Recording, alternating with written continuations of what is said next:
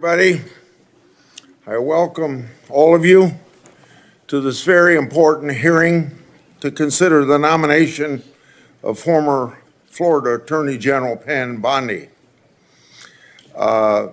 She's serving as the 87th Attorney General of the United States after her approval.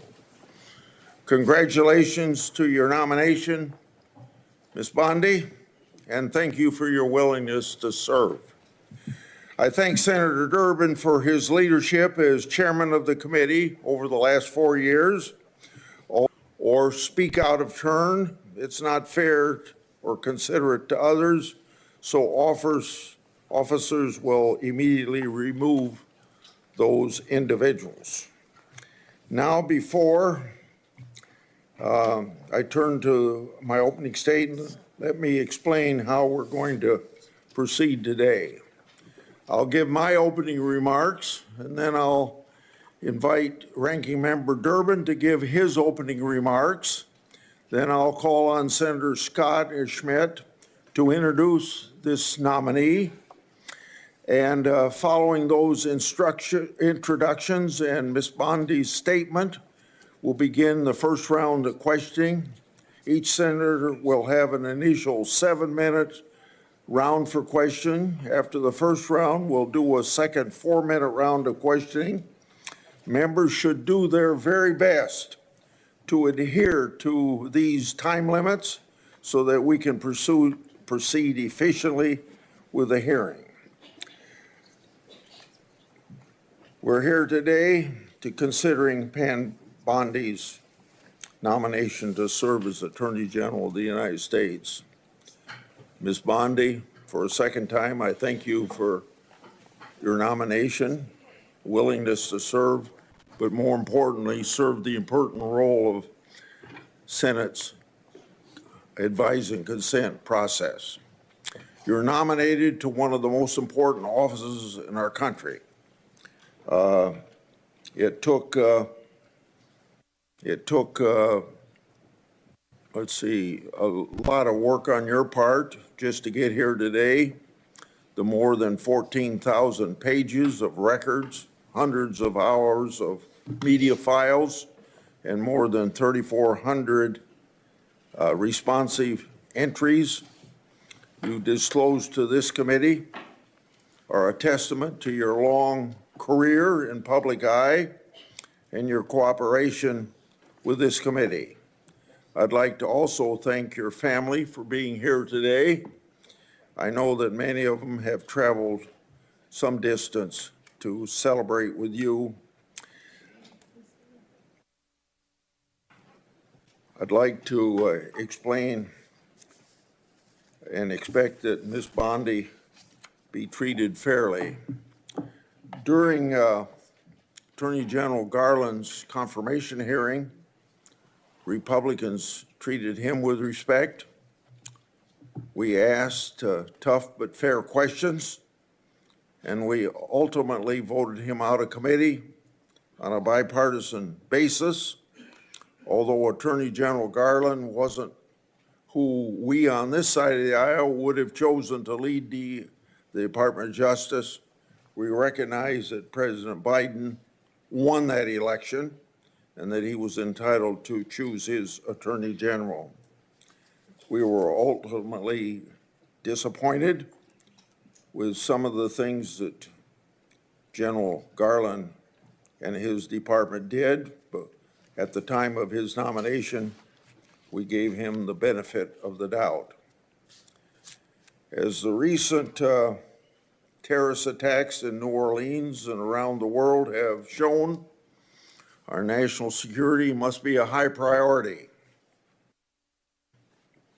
The American people deserve a secure homeland and borders, safe streets, orderly markets, civil rights, and a protected environment. So, delivering on these promises required the swift confirmation of an Attorney General. This committee should give Ms. Bondi the same benefit of the doubt that this committee gave to Attorney General Garland. Florida Attorney General, Ms. Bondi, was a member of the Florida Cabinet, chief legal officer of the state, and led a large agency that tangibly impacted people's lives. And by all accounts, Ms. Bondi handled her responsibilities well. As the Florida Attorney General, Ms. Bondi achieved numerous successes.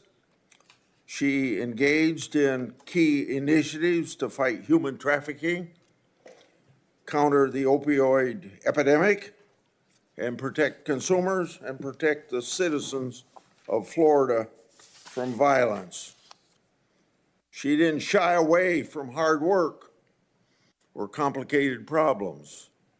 She engaged in an aggressive campaign to eliminate pill mills, took a leading role in securing a $3.25 billion settlement following the Deepwater Horizon oil spill, and eliminated the backlog of rape test kits that had accumulated in that state's laboratories. Ms. Bondi experience isn't limited to her service as Florida Attorney General. She also served as a prosecutor in Hillsborough County for 18 years and prosecuted terrible crimes.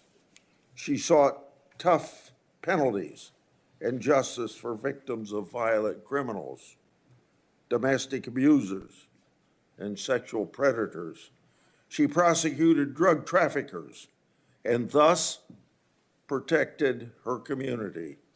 She was also active outside of her professional role, serving in the Junior League of Tampa, on the board of Special Olympics Florida, and is well known for her animal rescue efforts.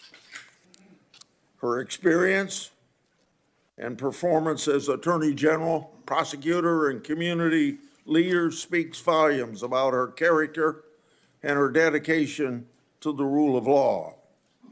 She's received multiple letters in support of her nomination, including from the Fraternal Order of Police, the Republican State Attorneys General, more than 100 former senior DOJ officials, and a bipartisan group of former state attorneys general. In short, Ms. Bondi is highly qualified. And of course, as we all know, a change is desperately needed. When confirmed, Ms. Bondi will take the helm at a very turbulent time for this country and for that department. The Justice Department's is infected with political decision-making, while its leaders refuse to acknowledge that reality. Crossfire Hurricane was a textbook example of government weaponization. The FBI's investigation was built on the fake Steele dossier, which was funded by the Democratic National Committee and Clinton campaign, who worked with foreign operatives. My investigative work exposed that the FBI actually knew the dossier was false information and was likely a part of a Russian disinformation campaign. Even with the knowledge of such dossier defects and political infections, the Justice Department sought FISA warrant renewals and took other actions. After directing my oversight staff to investigate Justice Department's mishandlings of the matter, the Justice Department retaliated in issuing a subpoena for my own staff's phone records. That's right, challenging my constitutional rights of doing my oversight duties. Well, what's next? Then a few Democratic colleagues pressured the FBI Foreign Influence Task Force to supposedly brief me and Senator Johnson related to our Biden family investigation. On August the 20th, Senator Johnson and I had that infamous briefing from the FBI. Later, this FBI's briefing contents were leaked to the media, even though the FBI promised confidentiality. That leak falsely labeled our oversight work as, you guessed it, Russian disinformation. To this day, over 4 years later, the intelligence community and the FBI refused to provide us the intelligence basis for that briefing. The title of this Wall Street Journal's article sums it up, quote, "The FBI's dubious briefing. Did the Bureau set 2 U.S. GOP senators up at the behest of Democrats? Question mark, end of quote. So, I know, as other people on this committee and in and out of Congress know, what government weaponization is. And then we get to Special Counsel Jack Smith and his lawfare operation. It involved an unprecedented FBI raid on Trump's house, including agents that even searched the former First Lady's clothing drawers. Hillary Clinton and Joe Biden certainly did not receive the same treatment by government regarding their records. Indeed, as my oversight exposed, the FBI amazingly agreed to destroy laptop records and records associated with Clinton's staff. This Orwellian conduct should have no quarter. On top of it all, the FBI Special Agent Thibault, the anti-Trump agent that violated the Hatch Act for political activities on the job, started one of Jack Smith's cases. But Jack Smith wasn't the only department official who tried to influence this past election. The Washington Post reported just last August about a previously undisclosed Mueller investigation into Trump that was closed for lack of evidence, and it being, quote unquote, fishing expedition. That news reporting was based on sealed court records, government records, and potentially classified information roughly 90 days before the last presidential election. The Justice Department leaked that information to the press to impact the election against President Trump. And they did it while stiff-arming congressional requests for information that would prove embarrassing to the Biden-Harris administration.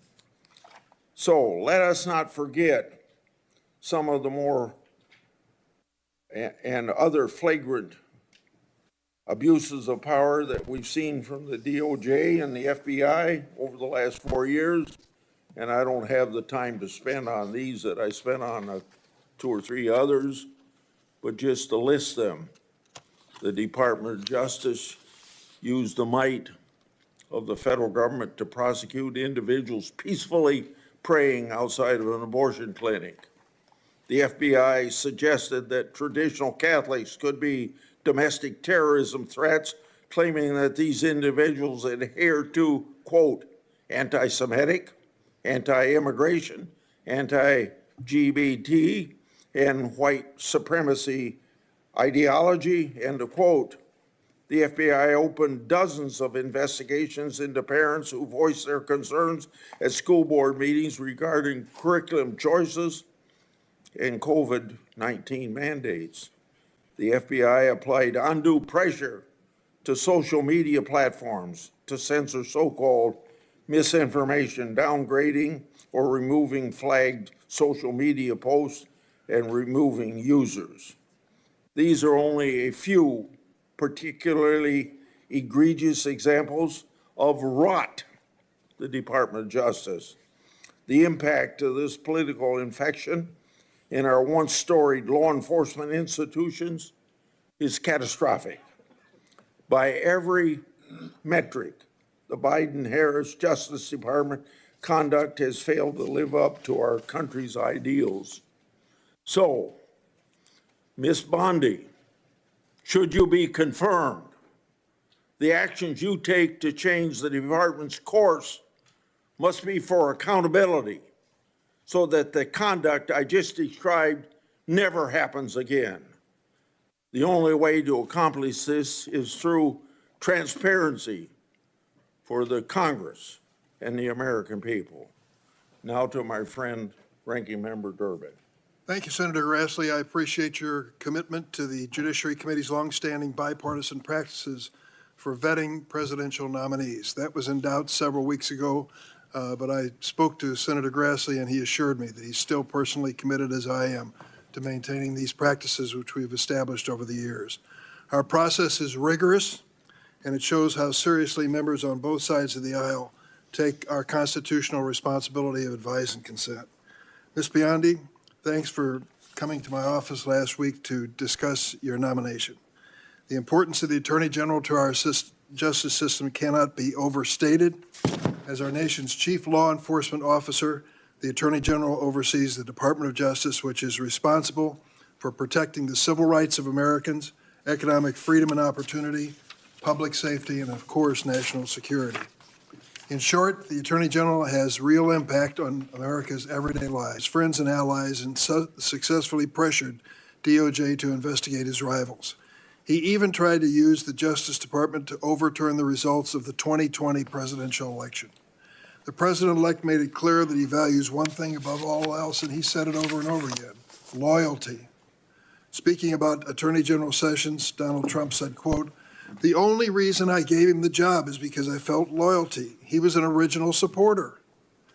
But when then Attorney General Sessions did the right thing and recused himself from the Mueller investigation, Trump said he should never have nominated him, and he fired him. Trump then nominated Bill Barr to succeed Sessions.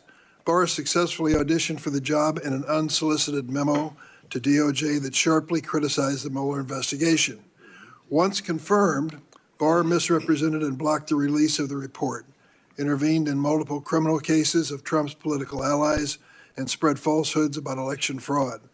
But in December of 2020, when Bill Barr finally announced there was no evidence of widespread voter fraud that would change the outcome of the election, Trump dismissed him, fired his second attorney general, repeatedly threatened to arrest, prosecute, jail, and otherwise punish those he considers his enemies.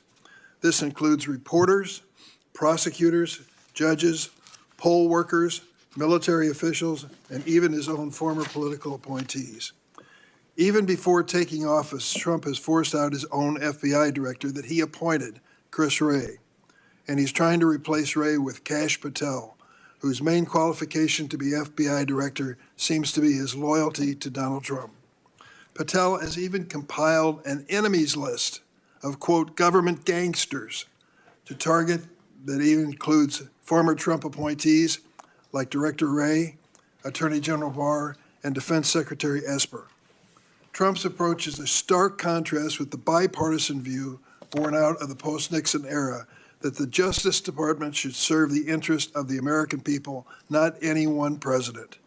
For those who need a reminder, Richard Nixon ordered department officials to fire Archibald Cox, the special prosecutor investigating Watergate. Two of those officials, Elliot Richardson and William Ruckelshaus, resigned rather than carry out Richard Nixon's orders. When this committee considered the appointment of Loretta Lynch to be President Obama's Attorney General, a Republican member of the committee emphasized, and I quote, "What we need from our next Attorney General more than anything else is independence." That same member, who now still serves on the committee, said, and I quote, "The job is not to be the president's wingman. The job is to represent all Americans. The Attorney General must be willing to stand up to the president and say no when the office demands it." When Attorney General nominee Merrick Garland came before this committee, another one of my Republican colleagues still serving told Garland, and I quote, "My sole criterion for voting for your confirmation is your pledge to make sure that politics does not affect your job as Attorney General." So the view that the Justice Department must be insulated from political influence should not be weaponized against political rivals has historically been bipartisan, certainly on this committee. At this crucial moment in history, that view, not Mr. Trump's view, must prevail. Ms. Bondi, you have many years of experience in law enforcement, including nearly a decade of service as Attorney General in one of the largest states of the nation. But I need to know that, Ms. Bondi, you are one of 4 Trump personal lawyers that he has already selected for top positions in the Department of Justice. You joined Mr. Trump in working to overturn the 2020 election. You've repeatedly described investigations and prosecutions of Mr. Trump as witch hunts, and you have echoed his calls for investigating and prosecuting his political opponents. This flies in the face of evidence, like Mr. Trump's call to Georgia Secretary of State Brad Raffensperger. We've all heard that audio recording. These are the kinds of anti-democratic efforts that in the past you have defended, and it's critical that we understand whether you remain supportive of Mr. Trump's actions. I also have questions whether you will focus on the needs of the American people rather than wealthy special interests. I'm concerned that you failed to identify your extensive lobbying for foreign governments and big corporations as potential conflicts of interest. There'll be questions in this hearing on that issue. That's why I've asked the Justice Department and the National Archives for information on. I also have questions about some of your actions as Florida Attorney General. I'm concerned that your office failed to investigate more than 24 complaints about the for-profit Trump University after Mr. Trump donated to your reelection campaign and held a fundraiser for you at Mar-a-Lago. In addition, you have a long track record on the issue of civil rights, reproductive rights, voting rights, and LGBTQ rights that needs to be discussed. In contrast, Ms. Bondi, Merrick Garland didn't campaign for President Biden, never served as his personal attorney, never lobbied on behalf of foreign governments and corporate giants. After years of relentless criticism on Attorney General Garland from many of my Republican colleagues, I hope they're prepared to hold you to the same standard. Thank you, Mr. Chairman. Okay, it's now time for senators to introduce the nominee. The first one will be Senator Scott at the table, as you see, and Senator Schmidt is a member of this committee at his place on the dais. Senator Scott, please proceed. Mr. Chairman, ranking member, and committee members, it is an absolute honor to sit before you today to introduce my good friend, Pam Bondi, for her nomination hearing. I'd also like to recognize some important people appearing in support of her today, her husband, John, as well as her mother, father-in-law, sister, brother, sister-in-law, and nephews, friends, and family members of John. Many more would surely be here if space allowed. I can tell you wholeheartedly that President Trump couldn't have a better leader than Pam Bondi for Attorney General. She is undoubtedly qualified, brilliant, and committed to defending and protecting the laws of this nation, and has a track record to prove it. It is no secret that the DOJ is facing a public trust crisis after Democrats spent years weaponizing the justice system and the entire federal government. They become an agency that attacks the American people instead of defending and protecting them. That will change under Pam Bondi. Under her leadership, the DOJ will actually fairly enforce the laws, protect the rights of the American people, and keep our nation safe, and crack down on violent crimes and dangerous drugs. And the American people will trust her to do so. I know that well because I worked alongside Pam Bondi for 8 years when I was governor of Florida, and she was Florida's elected Attorney General, working to improve the lives of Floridians to make Florida the best state in the nation to live, work, and raise a family. Pam was an incredible partner, working to keep Florida safe and uphold the laws of our state, ensuring crime is aggressively pursued by law enforcement and prosecutors. President Trump has made clear that one of his top priorities is to reverse the rising rates of crime, and specifically violent crime, that have plagued our communities over the past 4 years. Pam Bondi is uniquely equipped to advance this priority as U.S. Attorney General because she has a proven track record of success in achieving dramatic reductions in crime and violent crime during her time as Florida's Attorney General. From 2010, the year before she took office, to 2018, the last year she was in office, together, Florida experienced a remarkable 26% drop in overall crime including a 19.6% drop in violent crime and a 27.4% drop in property crime. These aren't just numbers. These are tens of thousands of lives saved and communities improved and made safer and families and businesses protected. As Florida's Attorney General, Pam Bondi also spearheaded other life-saving initiatives like tackling the opioid epidemic and fighting human trafficking. Her achievements are too many for me to list in this short introduction. As U.S. Attorney General, Pam Bondi will restore law and order to the nation. She'll put Americans' interests first and make the nation a better and safer place. I urge every single member of this committee to support my friend Pam Bondi, and I look forward to voting for her confirmation soon on the Senate floor and help her get to work for the American people. Thank you, Chairman.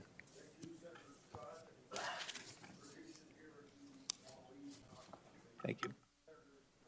Thank you, Mr. Chairman, Ranking Member Durbin, and members of the committee. It is an honor for me and a privilege to introduce Pam Bondi, President Trump's nominee to be the 87th Attorney General of the United States. I have known and worked closely with Pam for years, and I'm glad to call her a friend. When Pam was nominated by President Trump, my reaction was, this is a home run. As many of us are, I was only to be outdone by Senator Graham, who described the nomination as a grand slam, touchdown, hole-in-one, ace, hat trick, slam dunk, Olympic gold medal pick, and he's right. As the letter joined by more than 100 former Justice Department officials put it, quote, it's all too rare for senior Justice Department officials, much less attorneys general, to have such a wealth of experience in the day-to-day work of keeping our communities safe, end quote. Pam exemplifies and personifies the Department of Justice's mission to uphold the rule of law, to keep our communities safe, and to protect our rights and liberties as Americans. Pam has distinguished herself in a career in public service that has taken her from her small-town upbringing in Temple Terrace, Florida, to a hearing before this esteemed committee. After attending the University of Florida and Stetson University College of Law, she started her career as a local prosecutor in Hillsborough County, Florida. As a local prosecutor for nearly 2 decades, Pam kept her community safe, prosecuting violent criminals, drug dealers, those who had threatened the local community, and those who stood in opposition to the rule of law. Pam's fellow Floridians then elected her to serve as Florida's Attorney General, where she was the first woman in state history elected to that office. As a former state attorney general myself, I can vouch for the deep experience that Pam Bondi has developed from serving in that role. As the chief law enforcement official in her state, she worked with local prosecutors to fight crime, worked to protect our constitutional rights, or the constitutional rights of Floridians, and stood up for the little guy by taking on abuses of power. As Florida's Attorney General, she worked tirelessly to combat the opioid crisis, fighting pill mills, and helping to combat the widespread misuse and trafficking of deadly drugs, including fentanyl, which have devastated families and communities all across our country. She stood up for Floridians in the wake of a 2008 financial crisis, leading to the National Mortgage Settlement Act, resulting in $56 billion in compensation to victims. And after the Deepwater Horizon oil spill, Pam was there and stood up for Floridians by getting $2 billion from the companies responsible. On a more personal note, Pam has always taken it upon herself to help others. She's incredibly generous and someone I could always count on. She's truthful, she's tough, and she's a born leader. She has charted her own course with the rare combination of backbone and heart. The next Attorney General of the United States must restore trust by reversing the weaponization we've seen the last 4 years and refocusing that department to its core mission, administering justice. The next Attorney General must promote the rule of law, take on violent crime, keep our communities safe, and safeguard the God-given rights that each American has protected in our Constitution. I can think of no one more up to that task than Pam Bondi, a career prosecutor and widely respected Attorney General with the prudence, fortitude, and temperance for this incredibly important job. Mr. Chairman, it is truly an honor for me to introduce Pam Bondi to this committee and to our country here. My dad to leukemia feels like 12 days. My amazing husband, John, and his 2 incredible girls, Collins and Finley. Collins is a senior at University of Florida, and I think all of you on this committee will be very happy to know Finley is in cybersecurity. There's a third who is traveling abroad. I wish she could be here. My amazing father-in-law, David, my sister, Beth, my brother-in-law is home with my niece, my nephews, if you could just raise your hand, Evan, Jake, and soon-to-be niece Savannah, my brother Brad, a brilliant lawyer, my sister-in-law Tandy, and my nephews Justin, who just got a 4.0 at UVA, Rex, great college tennis player, Brad, great tennis player. Is Rhea here? And my niece, my beautiful niece Rhea, and the little guy is in school because he's 10. My friends, Leslie, Kathy, Dina, Tiffany, Kim, Paula, and so many of my former coworkers. And Ranking Member Durbin, if you want to get dirt on me, these women have known me since I was a child. Seriously, most of them. So thank you for indulging me and not postponing it. I appreciate that. Thank you all. From the moment I interned at the state attorney's office in Tampa, Florida, all I wanted to do was be a prosecutor. The Supreme Court certified me, and I had 4 jury trials while still in law school. Lost most of them, but had 4 jury trials and never wanted to do anything else. I continued my career there, trying everything from DUIs, domestic violence cases, capital murder cases, the whole gamut. I became a lead trial attorney in courtroom every day trying career criminals, was deputy chief of a division, and then ultimately was felony bureau chief, and eventually left to become Florida's 37th Attorney General for the state of Florida. Nothing has impacted my career more than my experience as a state prosecutor, because I got to know and still keep in touch with many victims and their families from when I was a prosecutor. Upon becoming Attorney General in 2011, I proudly served for 2 terms. I was term limited. I would probably still be there right now had I not been kicked out of office by term limits. I loved being Attorney General. I did my best to keep Florida safe, to continue to stand up for victims of crime, and to fight the opioid crisis and the drug crisis that was not only facing Florida, but this entire country. Out of the top 100, this is one of the things I'm the most proud of, oxycodone dispensers in the entire country, I believe it was 98 of them, 90 or 98 of them, lived in Florida. We fought for tough legislation. Kids were dropping dead every day. We fought for tough legislation, and after that legislation, none of those opioid dealers, doctors, practiced in Florida. We fought to eliminate human trafficking by raising awareness and prevention and talking to parents and talking to children. We also provided critical resources, including safe houses, that my state was lacking. On the civil side, we worked to protect consumers.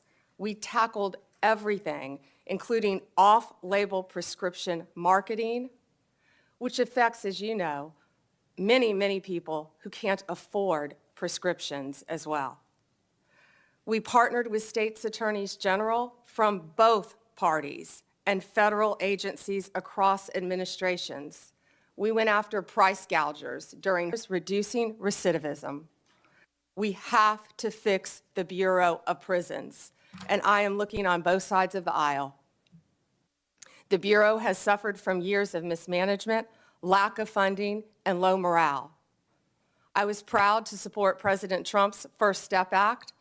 I think more can be implemented and more can be done on that front. President Trump's leadership on criminal justice reform has demonstrated what is possible when a president is unafraid to do things that have been deemed to be too difficult.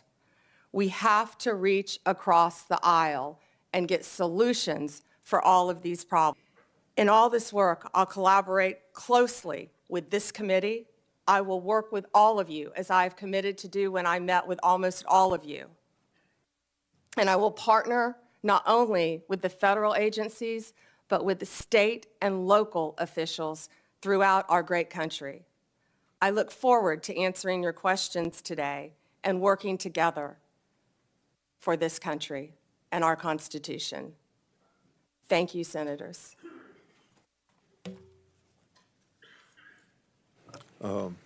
I will ask first questions, and Senator Durbin, and then I'll call on the Democrat people the way that Senator Durbin would say so on their arrival or here by seniority, in the same way that on the House side.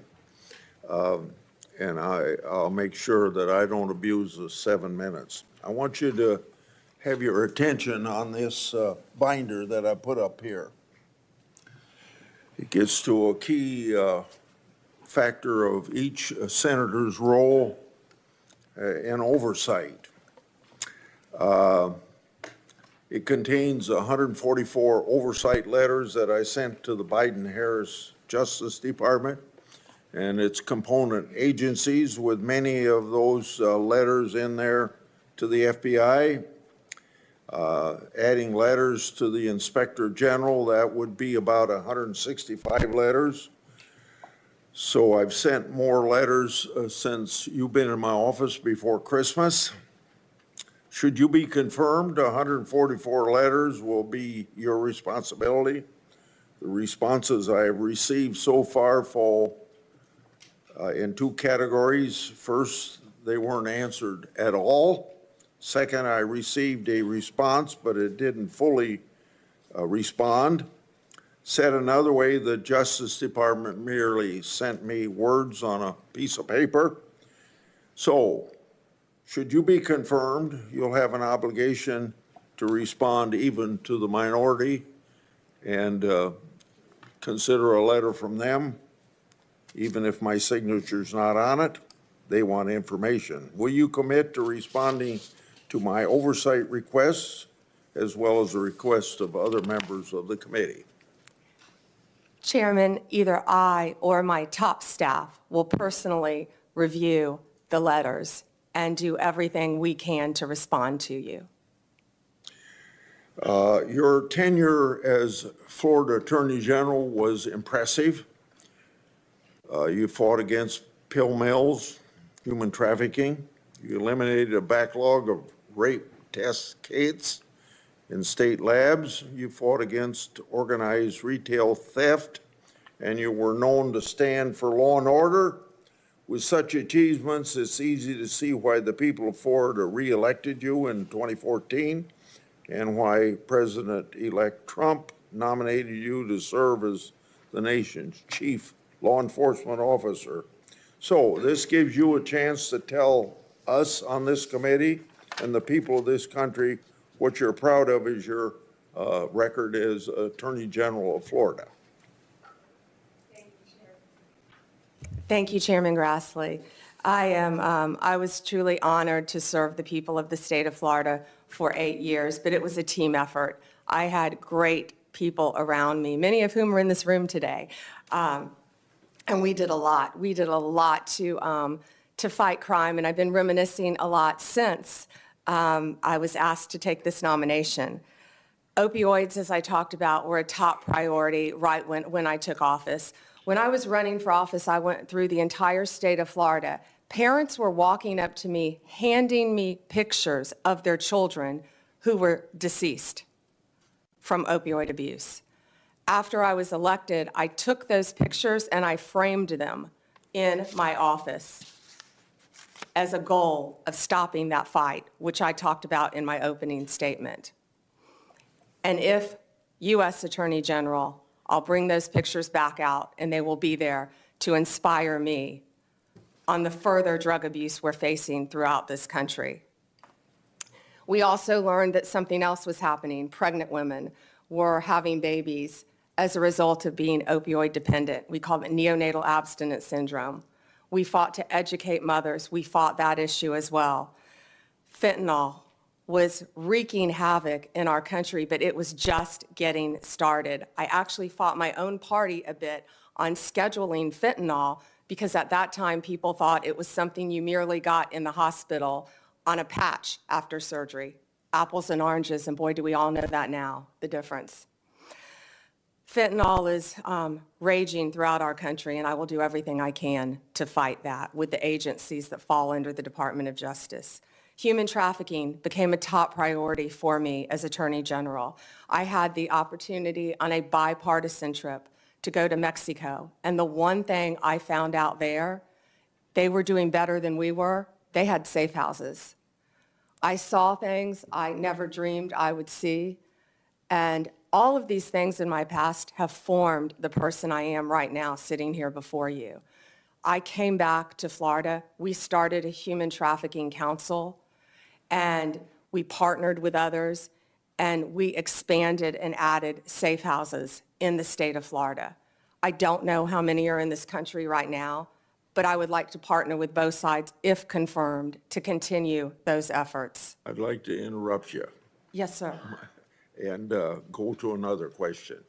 And I'll have another round so you can finish on that point. I'd like to ask you about something that's central to fighting government waste and fraud, the False Claims Act. I want you to know that Attorney General Garland calls me once a year. He called me yesterday to tell me the success of the False Claims Act. Since 1986, when I got it passed and President Reagan signed it, it's brought in $78 billion as of yesterday, his report, $2.9 billion for the year of 2024. Most of that's because of patriotic whistleblowers who found the fraud and brought the cases forward at their own risk. The Supreme Court has long upheld the law's constitutionality, but I want you to know, in your view, is the False Claims Act constitutional? Before you answer that, one time in the 1990s, one of the attorney generals said it wasn't constitutional, and when that same person by the name of Barr was back 5 years ago to be attorney general, he said it was constitutional. So if confirmed, will you commit? Well, answer that first question. Do you think it's constitutional? Would you defend the constitutionality of it? I would defend the constitutionality, of course, of the False Claims Act, Senator. Last question. If confirmed, would you commit to continuing DOJ's defense of the constitutionality of it? And will you assure the entire staff and funding levels to properly support and prosecute false claim cases? Senator, the False Claims Act is so important, and especially by what you said with whistleblowers as well, and the protection and the money it brings back to our country. Yes, sir. Thank you for your answers. Senator Durbin. Thank you, Senator Grassley. Ms. Bondi, if you're successful in your nomination, this Democrat would like to give you 3 words of advice. Answer Grassley's letters. You'll never hear the end of it if you don't. At issue, I believe, in this nomination hearing is not your competence nor your experience. At issue is your ability to say no. More than any other cabinet official, the Attorney General has to be prepared to put the Constitution first and even tell the President of the United States you're wrong. The political danger and personal costs of such a decision are well documented.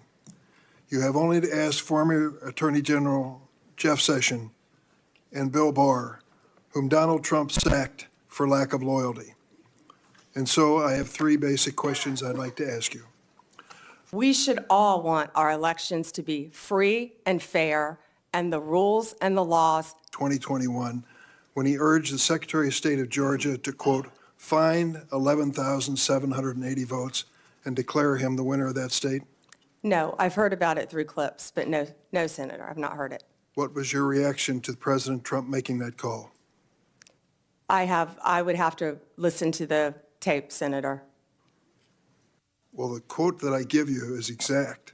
He said to the Georgia Secretary of State, find 11,780 votes. Do you have the entire context of that call. I feel like it was much longer than that and may have It been is. taken out of It context. was an hour long. Right. And you can certainly listen to it. I hope you will.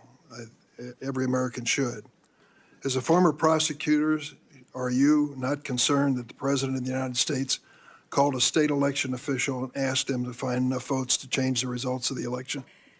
Senator, I have not listened to the hour-long conversation, but it's my understanding that is not what he asked him to do. You need to listen to it. You also advise the President on pardons. That's part of your responsibility as Attorney General. And so I'm asking you, do you believe that those who've been convicted of the January 6th riot, violent assaults on our police officers, should be pardoned? That's a simple question. So, Senator, I have not seen any of those files, of course. If confirmed and if asked to advise the President, I will look at each and every file. But let me be very clear in speaking to you. I condemn any violence on a law enforcement officer in this country. Let me ask you about your work as a lobbyist for Ballard Partners. You did not list your current position as a partner at the lobbying firm, nor the work you've done for your Ballard Partner clients, such as lobbying for the country of Qatar for $115,000 a month, and for corporate giants Amazon and Uber when you were asked about conflicts of interest. Why do you believe your work as a lobbyist does not constitute potential conflicts of interest? Well, Senator, first, that was the amount my firm received. I believe multiple people represented the country of Qatar within my firm. My role, and I am very proud of the work that I did, it was a short time and I wish it had been longer for Qatar, was anti-human trafficking efforts leading into the World Cup, which is something I'd like to talk about later too.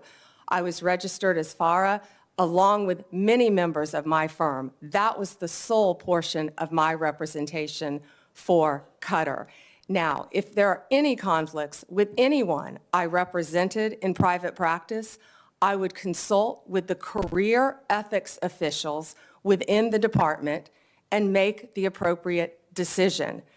I would also like to point out to you, I don't believe that I would be the first Attorney General who has represented and advocated for businesses in their past. Of course not. The question is whether you will recuse yourself from any case involving your Ballard clients. One of those clients was the GEO Group, was it not? GEO, yes. A private prison company you lobbied for. It manages correctional institutions and detention facilities. The GEO Group has faced criticism for safety violations, inadequate health care, and poor management. The U.S. Immigration and Customs Enforcement is GEO's largest source of revenue. Under the Trump administration, GEO stands to earn hundreds of millions of dollars by detaining immigrants if there is this mass deportation. Would you sense any conflict of interest if you're asked to judge the performance of this government contractor? Senator, I will consult with the career ethics officials within the Department of Justice and make the appropriate decision. Thank you, Mr. Chairman. Senator Graham. Thank you. Congratulations. Thank you. You forgot to say that John's family was from South Carolina. The upstate, I'm sorry. Yeah. I'll give you a pass on that. From Anderson, by the way. So, listen, President Trump asked a bunch of us, who would you pick for Attorney General? How many of you got asked that on our side? Probably didn't ask Dick, but he asked me. I said Pam Bondi. That's like an easy decision. I couldn't think of anybody more qualified, that he knew, that he trusted. And it's okay to have, you were his lawyer, right? Yes, sir. I represented him when they tried to impeach him the first time as part of White House Counsel, Office of Special Counsel. Being Trump's lawyer prepares you for many things. So, yeah, you have a longstanding relationship with the president. He trusts you. That's a good thing. That's probably why President Kennedy picked his brother, Bobby Kennedy. I guess you can say no to your older brother. I'm sure he would. But this idea there's something bad is ridiculous. Who do you pick? You pick people you know. You pick people you trust, people that you're qualified. I'm glad he picked you. He knows you, he trusts you, and you're highly qualified. So the idea that there's something wrong with that is just absolutely ridiculous. So let's talk about the job you're about to have here. Do you support making certain drug cartels in Mexico foreign terrorist organization?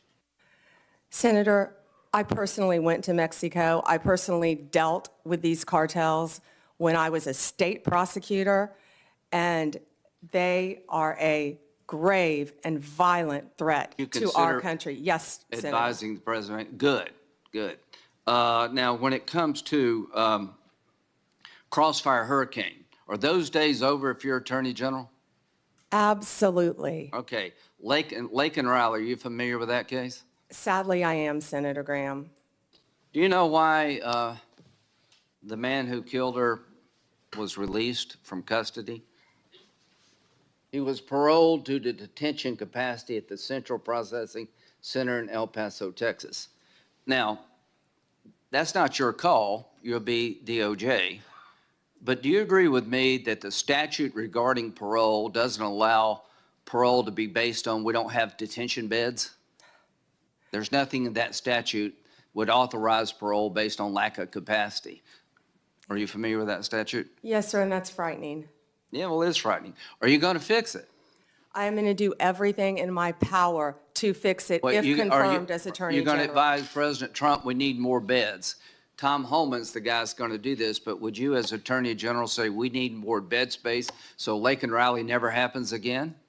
Senator, my job, if confirmed as Attorney General, will be to keep America safe. Do you think we And need that more include- detention space? And that includes having enough space for violent criminals, for people that should not be in this country who Yeah. have committed violent crimes. To the And Lake and public. Riley is one of many. Yeah, but 41,000 beds in this country to detain people. We got like millions of people here illegally. We let this dude go because we didn't have any place to put him. I hope those days are over. And if, Tom, you're listening out there, I hope you'll create enough detention space to make sure we don't find this dilemma ever again. Do you think we're at war? And if so, who with?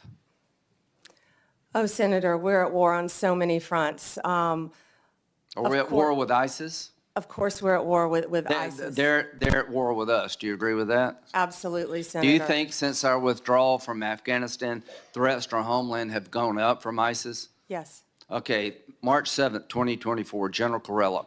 I assess ISIS-K retains the capability and will to attack the U.S. and Western interests abroad in as little as 6 months with little or no warning. That's March of 2024. General McKenzie, ISIS-K has a strong desire to attack the United States after it began to grow in Afghanistan following U.S. exit in August 2021. He also stated the threat to ISIS-K from ISIS-K is growing. Major General Quantock, the U.S. remains target number one for ISIS-K. Do you agree with that? Senator, I don't have my security clearance, but from everything I've read and heard, ISIS is one of the greatest threats. Okay, well, when you get your security clearance, you're going to find out these people are coming after us and they want to kill us. So I would like to have a strategy to deal with the ISIS threat that's beyond just the law enforcement model. Does that make sense to you, that we should use every tool in the toolbox? Senator, that includes wrapping in our state and local officials too, and better cooperation throughout our country and our world. I totally agree. Do you support reauthorizing FISA in 2025? Senator, I believe 702 is up in 2026. Okay, I'm I sorry, believe it's 26. 2026, and we will closely be looking at that. FISA is a very Do you important agree tool. that the 702 provides important intel gathering capability to protect our nation? Extremely important. Okay. So, Pam, you're about to step into a job that's one of the most important jobs in any democracy. Let's go back to pardons. If I'm a lawyer for somebody in jail, would you promise to listen to the application and read it before you made a decision? Yes. Okay. No matter who you are. Good. That's the way it works. People want to bargain with you up here. Will you do this? Will you do that? All I ask you to do is call it as you see it, hire good, competent people, and give the president the best legal advice you can, run the Department of Justice in a manner that other people would want to join it one day. growing up, I had a fondness for the FBI. I watched the show, I think it's every Sunday, wanted to be an FBI agent. Right now, the FBI needs an image overhaul. So you have a real task ahead of you in two areas: to restore trust to many Americans who have lost trust in the Department of Justice, and to make sure that this country is safe from drug cartels that are killing 3,000 Americans every 2 weeks for money, to go after these people and to protect our homeland that's under siege. I think you're the perfect pick at one of the most dangerous times in American history, and I look forward to supporting you. Thank you, Senator. Senator Whitehouse.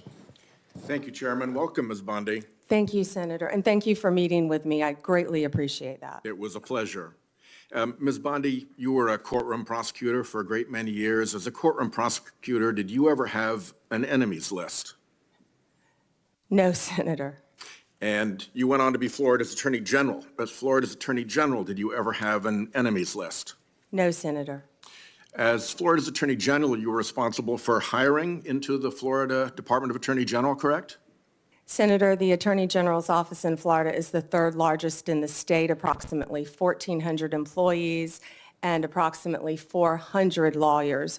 Only California and Texas are our bigger offices. And you were So, responsible yes. for hiring into that office while you were Attorney General?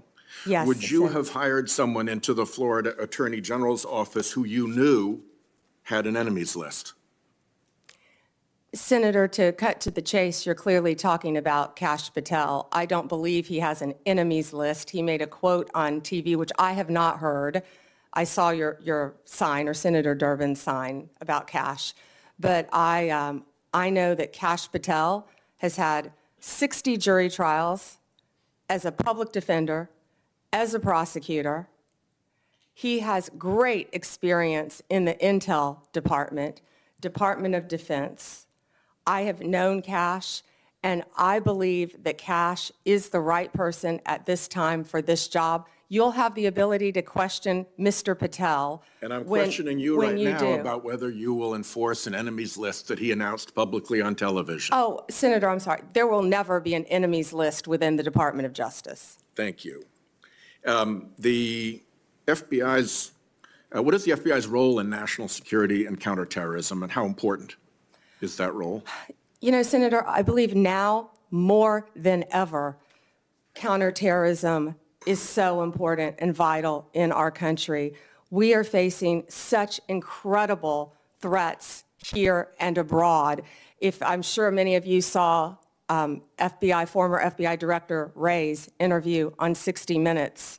He talked about the threats that, frankly, again, I don't have my security clearance, Yeah, but the but threats given that- facing us, Senator, from China right now that are so great, with Given the that- sleeper cells within our country. Given that importance, is it responsible to call for shutting down the FBI's counterterrorism and national security work? And will you, as Attorney General, impede or shut down the FBI's counterterrorism and national security work? Senator, questions. Senator, I believe that national security is vital right now for our country on so many fronts. I could continue to discuss And the many FBI's others. role in that? And the FBI plays a vital role in counterterrorism Which you throughout will our or will world. not shut down? I will look at each agency. I have no intention of shutting anything down right now, Senator. I am not in that office yet, and if confirmed, I will look at each individual agency and how it should be managed, but counterterrorism right now in our world is vital. You have said that Department of Justice prosecutors will be prosecuted in the Trump administration. What Department of Justice prosecutors will be prosecuted and why? I said that on TV. I said prosecutors will be prosecuted to finish the quote, if bad. Investigators will be investigated. You know, we all take an oath, Senator, to uphold the law. None of us are above the law. Let me give you a really good example of a bad lawyer within the Justice Department, a guy named Klein Smith, who altered a FISA warrant, one of the most important things we can do in this country. So will everyone be held to an equal equal, fair system of justice if I am the next Attorney General? Absolutely, and no one is above the law. Under what circumstances will you prosecute journalists for what they write? I believe in the freedom of speech. Only if anyone commits a crime. It's pretty basic, Senator, with anything, with any victim. And this goes back to my entire career for 18 years as a prosecutor and then 8 years as Florida's Attorney General. You find the facts of the case, you apply the law in good faith, and you treat everyone fairly. And that you remain able to and willing to tell the president no when that's necessary to protect the Constitution and the integrity of the department. So that's where I'm asking these questions. We talked in the meeting about the contacts policy that has prevailed really since Senator Hatch sat in that chair and demanded it of the Clinton Justice Department through all the administration since then, with the exception of a brief period under Attorney General Gonzalez, which he corrected and which did not end well for him. There has been a contacts policy that limits contacts between the White House and the Department of Justice to a very few senior officials on each side. In your role as Attorney General, if you are confirmed, will you maintain, defend, and enforce that longstanding contacts policy? Senator, yes, I will meet with White House counsel and I will meet with the appropriate officials and follow the contacts policy. My time has expired. Thank you, Ms. Bondi. Senator Cornyn. Ms. Bondi, your testimony is music to my ears. Thank you. One of the things that I have been most concerned about over certainly the last 4 years and extending back during President Trump's administration is the weaponization and politicalization of the Department of Justice, which together with the FBI is one of the most important institutions in this country. If people don't trust that their elected officials will faithfully enforce the law or administer equal justice under the law, they've lost faith in America. And that disturbs me greatly, and I know it does you too, based on what you said. So I'm delighted to hear you say what you have said. But I want to talk about some specific topics. Time is short. First, the border. I believe President Biden and Vice President Harris had presided over one of the biggest humanitarian and public safety disasters in American history. Senator Cruz and I represent a state with 1,200 miles of common border with America. But as you pointed out with fentanyl, what happens at the border doesn't stay at the border. Fentanyl poisoning is the most common cause of death of young people between the age of 18 and 45. We know where it comes from. Yes. The precursors come from China. They go to the cartels. They mix them up, make them look like innocuous pills. And young people take them and die. It's just that simple and that tragic. So there's just so much that we could talk about with regard to the border, but you know, I know people voted for President Trump in large part because of his promise to restore security at the border.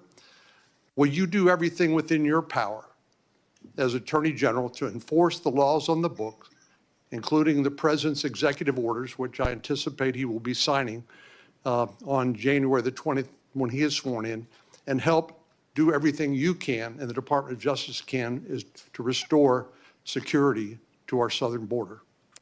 Yes, Senator, absolutely. One example is, of course, if you come here to the from anywhere in the country and you show up at the border under the Biden and Harris administration policies, you'll simply be released into the interior of the country, either to await a trial date, which may never occur due to the enormous backlog, or you will simply be paroled. And I know parole has a special connotation in the criminal law, but in this context, as you know, it's designed to be administered on a case-by-case basis. Yet President Biden and Vice President Harris had granted parole, that is, released people into the United States on a categorical basis, or anybody who shows up, or because they don't have the detention facilities to keep them. So do you believe Lake and Riley would be alive today if President Biden and Vice President Harris had enforced the law and secured the border?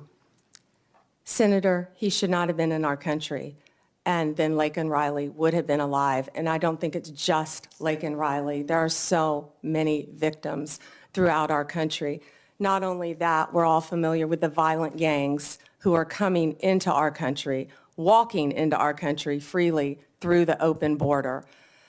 The cartels, the gangs, Venezuela's let people out of their prisons. It's been reported. I don't have the security clearance yet to see what's happening, but I know, we all know, there are criminals throughout our country, and it is my commitment to you on both sides of the aisle that I will do everything in my power with the agencies that fall under me if I am confirmed to make America safe again. We have to do that, Senator.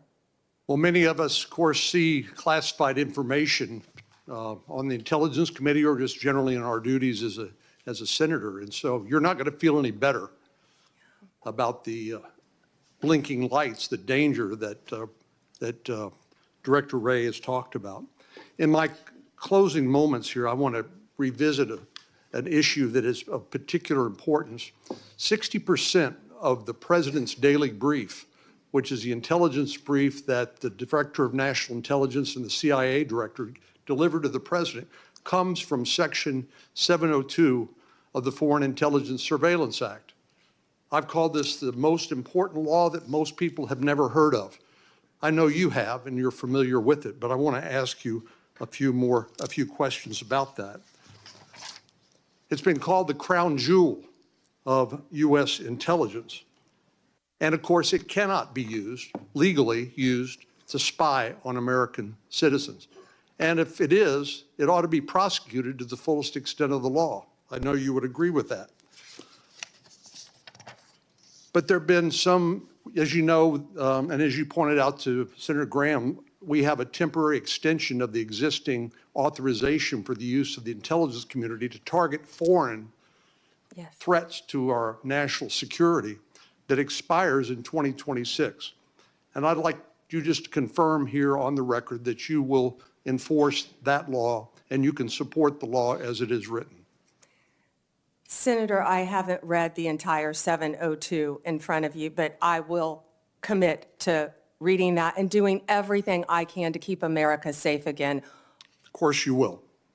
So Director Ratliff, who's going to be, I'm going to go to his hearing on for CIA Director. Of course, he was confirmed as Director of National Intelligence. Some have argued that in order to query or look at lawfully collected FISA 702 product, that you need to get a warrant requirement in order to show probable cause that a crime, including espionage, perhaps has been committed. But Director Ratliff has written that a warrant requirement may not achieve its intended objectives and could hinder national security efforts. Do you share Director Ratliff's concerns? I would read his memo, and I will speak to you after I read his memo, Senator. Well, we need to have I hope you and I can continue this conversation after this, because I think there's a lot of misinformation with regard to how Section 702 works. I'm happen to be one of the members of the Senate Intelligence Committee. We read that product on a regular basis, and it is not used to spy on American people. I think what's fundamentally missing is a lack of trust in the intelligence community, including the FBI, which I'm hoping you and Mr. Patel can restore. Thank you. Thank you. Senator Klobuchar. Thank you. Thank you, Mr. Chair. We had a good meeting this week. Thank you for that. And I appreciated your priorities on human trafficking that you mentioned today, that work, as well as fentanyl and some of your other prosecution experience. We had some similar backgrounds in doing that. And I want to talk about, first of all, the U.S. Attorney's Office in Minnesota, one of the premier offices in the country. This office has been instrumental in combating violent crime, dismantling street gangs, taking fentanyl off our streets, enforcing civil rights laws after George Floyd's murder, ensuring victims of fraud get justice. Do you agree that it should be a priority to support U.S. attorneys, frontline prosecutors, and case agents who work hard every single day on our streets? Senator, I think that is one of the most important things in our country right now, and there are so many good men and women within the Justice Department throughout our country, as well as all the law enforcement agencies. Yes, they work very hard and they will be supported. I'm concerned about some of the proposals that could put cuts in the COPS program, burn JAG programs. I know you're familiar with those. Senator Murkowski and I lead the COPS reauthorization bill. Just will you commit to continue to support those programs? Senator, I will read everything about those programs because that is a top priority of mine, and I would love to meet with you on that and Senator Murkowski to support law enforcement and those programs. Thank you. Independence from political interference is vital to the legitimacy and success of the Department of Justice. I was honestly troubled by some of the answers to Senator Durbin's questions. We will continue that discussion, I'm sure, on the committee about the election. But I want to focus on the investigation, charging decisions. As a prosecutor, I'm sure you had this experience. I would get calls from people, hey, that's just a kid, give him a break. And I remember one answer I gave was, he's 40 years old, he's not a kid. But that kind of interference is attempted all the time. And one of my concerns here, whether it's a call from a friend, a corporate lobbyist, a White House, it has been very clear that the attorney generals of both parties have established clear policies to ensure the White House doesn't tamper with criminal investigations and prosecutions.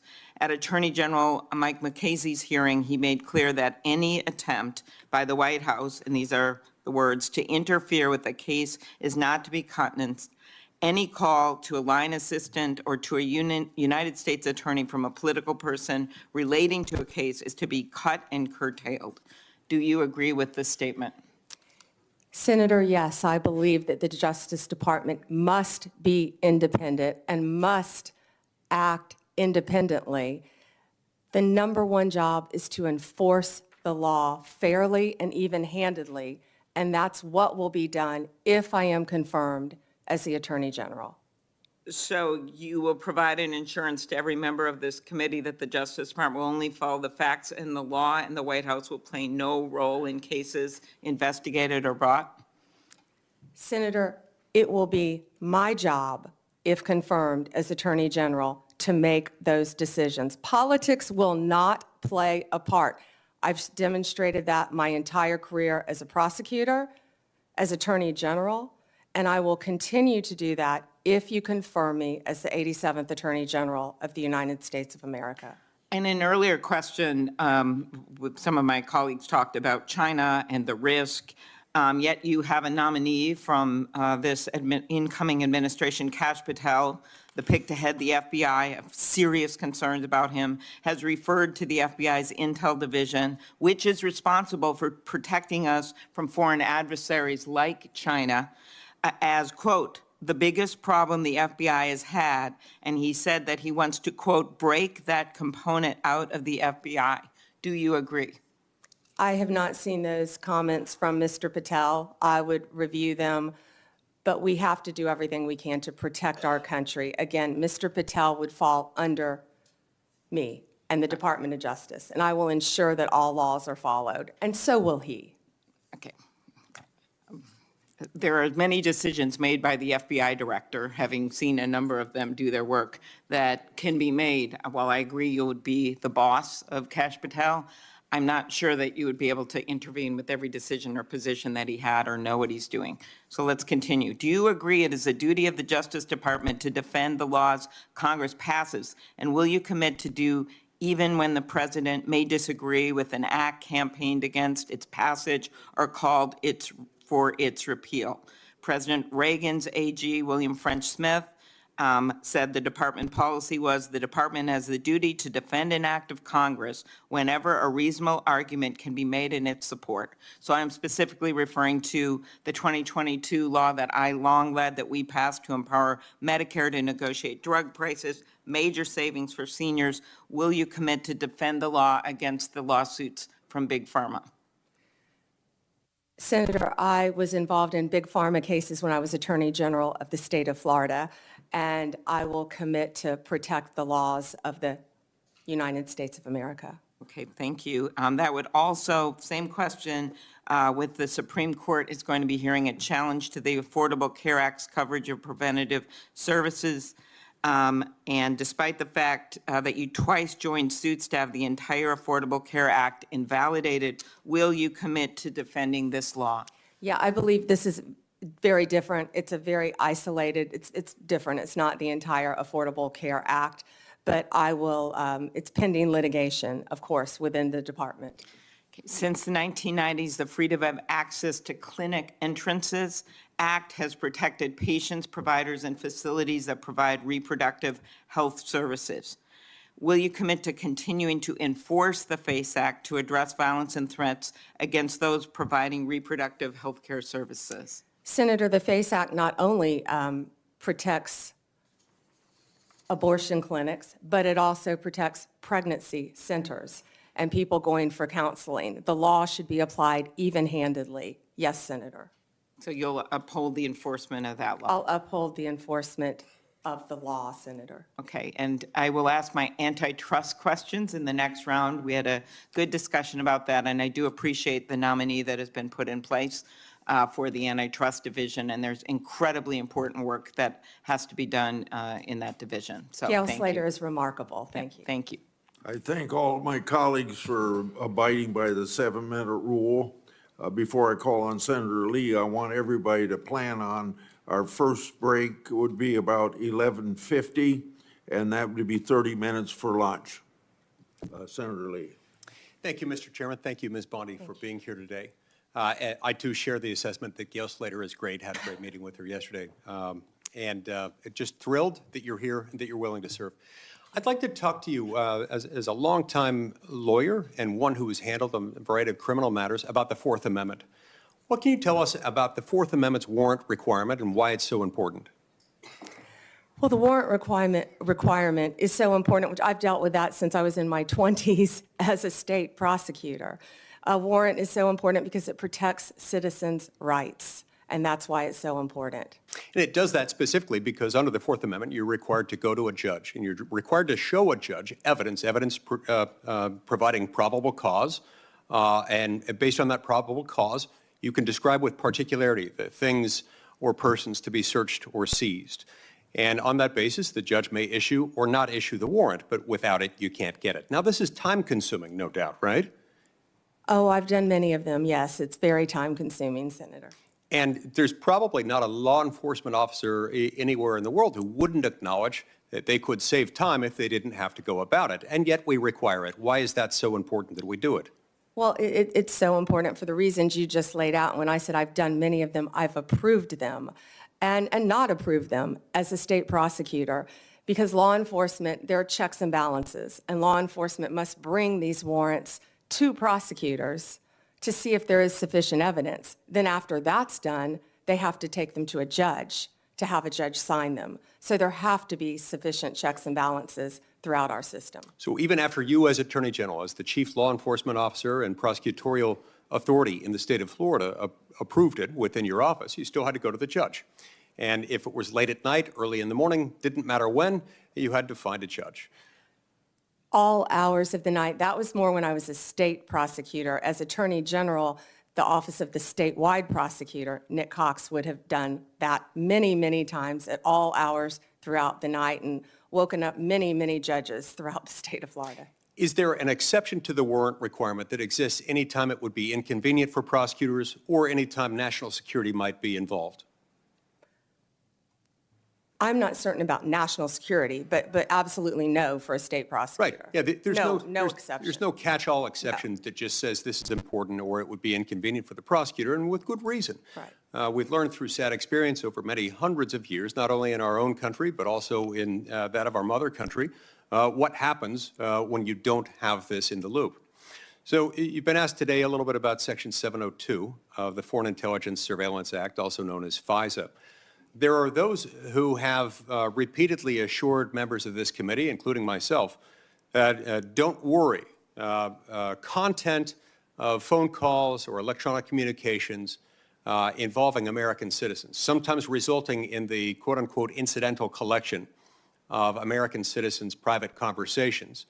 Don't worry, their Fourth Amendment rights are just fine. And yet, when they incidentally collect the communications of American citizens, either because they're perhaps unwittingly talking to somebody who might be an agent of a foreign power and themselves under 702 surveillance, they get onto this big database.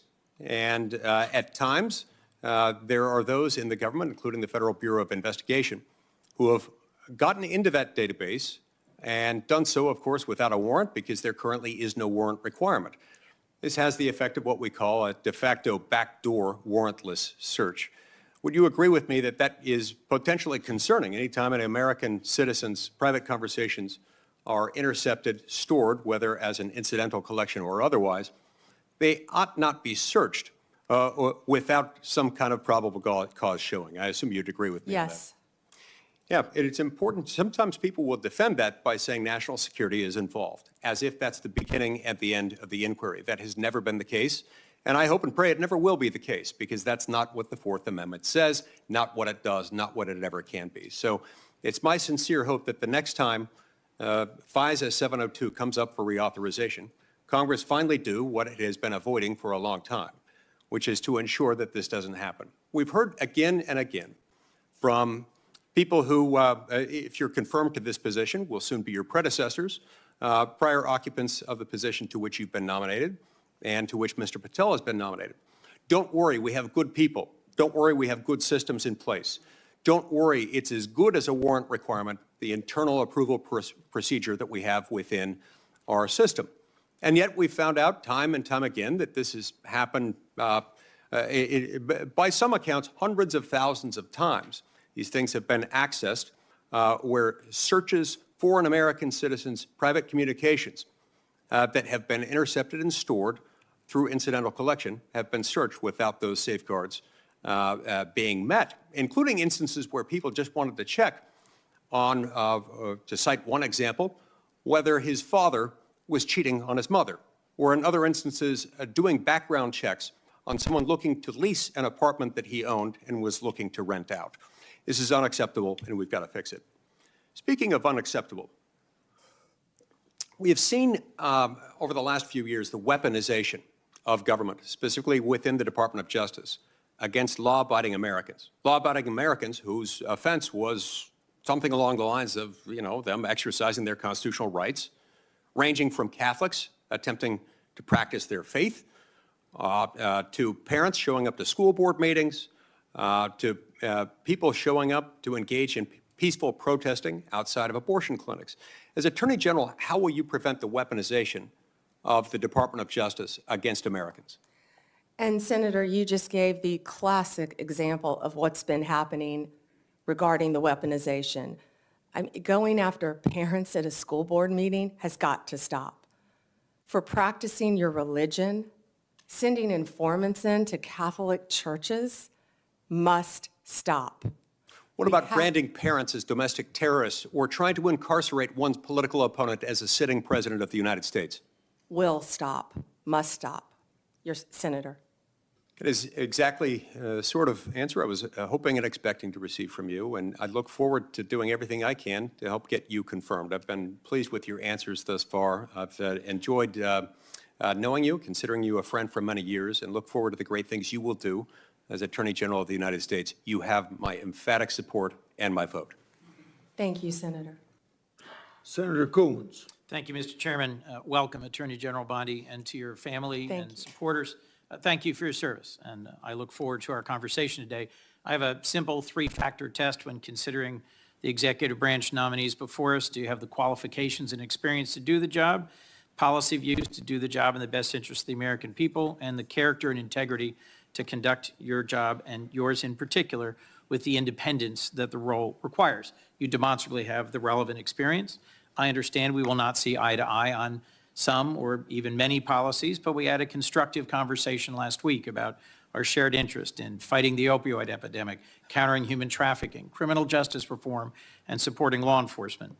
But I need to know that you share a core value, ensuring the Department of Justice remains free from partisan or political influence, in particular by the White House. So I look forward to our discussion about that today.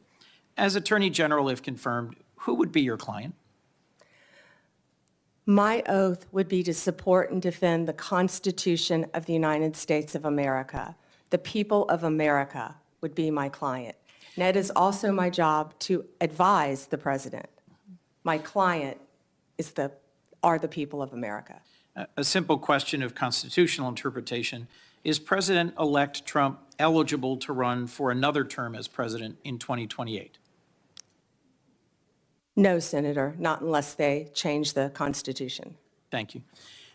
One of the concerns I've raised with you is safeguarding the Department of Justice's independence in the face of some promises on the campaign trail by then-candidate Trump that he would use the department to target his political adversaries, or that he might interfere with prosecution. What would you do if your career DOJ prosecutors came to you with a case to prosecute, grounded in the facts and law, but the White House directs you to drop the case? Senator, if I thought that would happen, I would not be sitting here today. That will not happen, will not happen. Every case will be prosecuted based on the facts and the law that is applied in good faith, period. Politics have got to be taken out of the system. I agree with you. This department has been weaponized for years and years and years, and it has to stop. Thank you. Let me, if I might, Madam Attorney General, refer you back to Senator Durbin's opening comments about previous attorneys general, our former colleague, Jeff Sessions, Bill Barr. I don't think it's credible to say that it may never happen that the president-elect would direct an unethical or illegal act. I think both of those attorneys general found themselves crosswise with the then president by doing things he didn't welcome or approve of.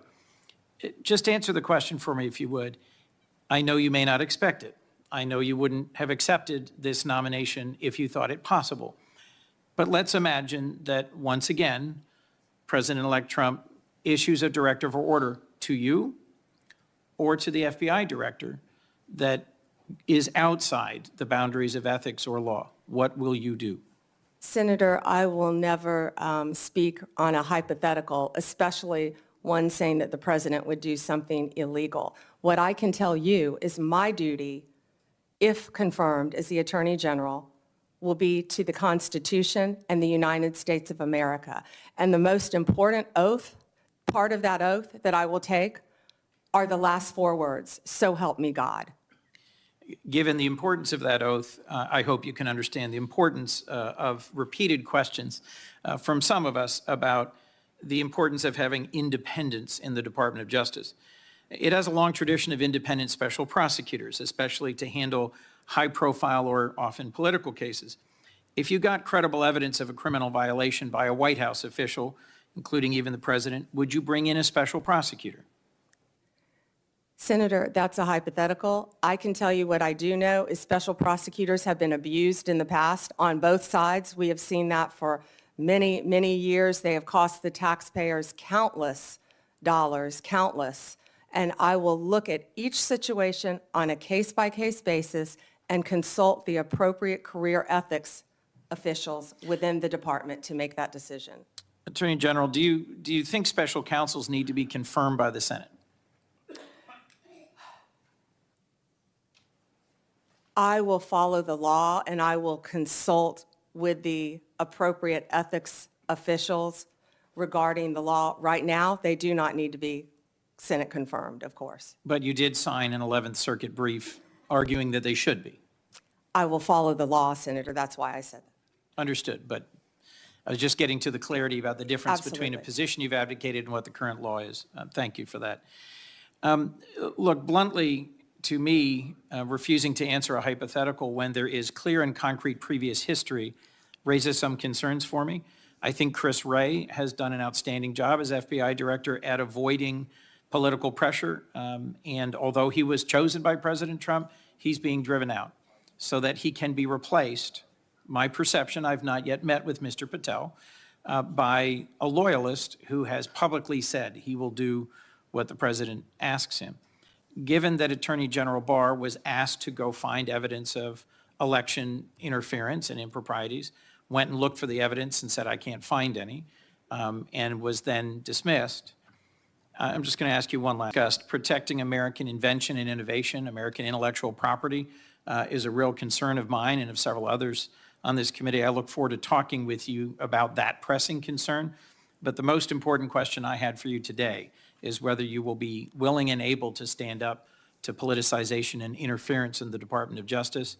And I look forward to further clarification from you about the specifics of that. Thank you, Mr. Chairman. Thank you. Thank you. Senator. Senator Cruz would be next, but he's not here, so I call on Senator Kennedy. Thank you, Mr. Chairman. Ms. Bondi, welcome. Congratulations. Can we agree that legitimacy is important to America's criminal justice system? Yes, Senator. Can we agree that legitimacy is important to the Department of Justice, which in part administers our criminal justice system? Yes, Senator. And if Americans come to believe that our criminal justice system or our Department of Justice is acting illegitimately, that makes Americans less likely to accept the results of that system, does it not? Yes, Senator. And that makes Americans less likely to follow the substantive laws that we pass that are administered by the Department of Justice. Isn't that true? Yes, Senator. And if that happens, we have chaos, don't we?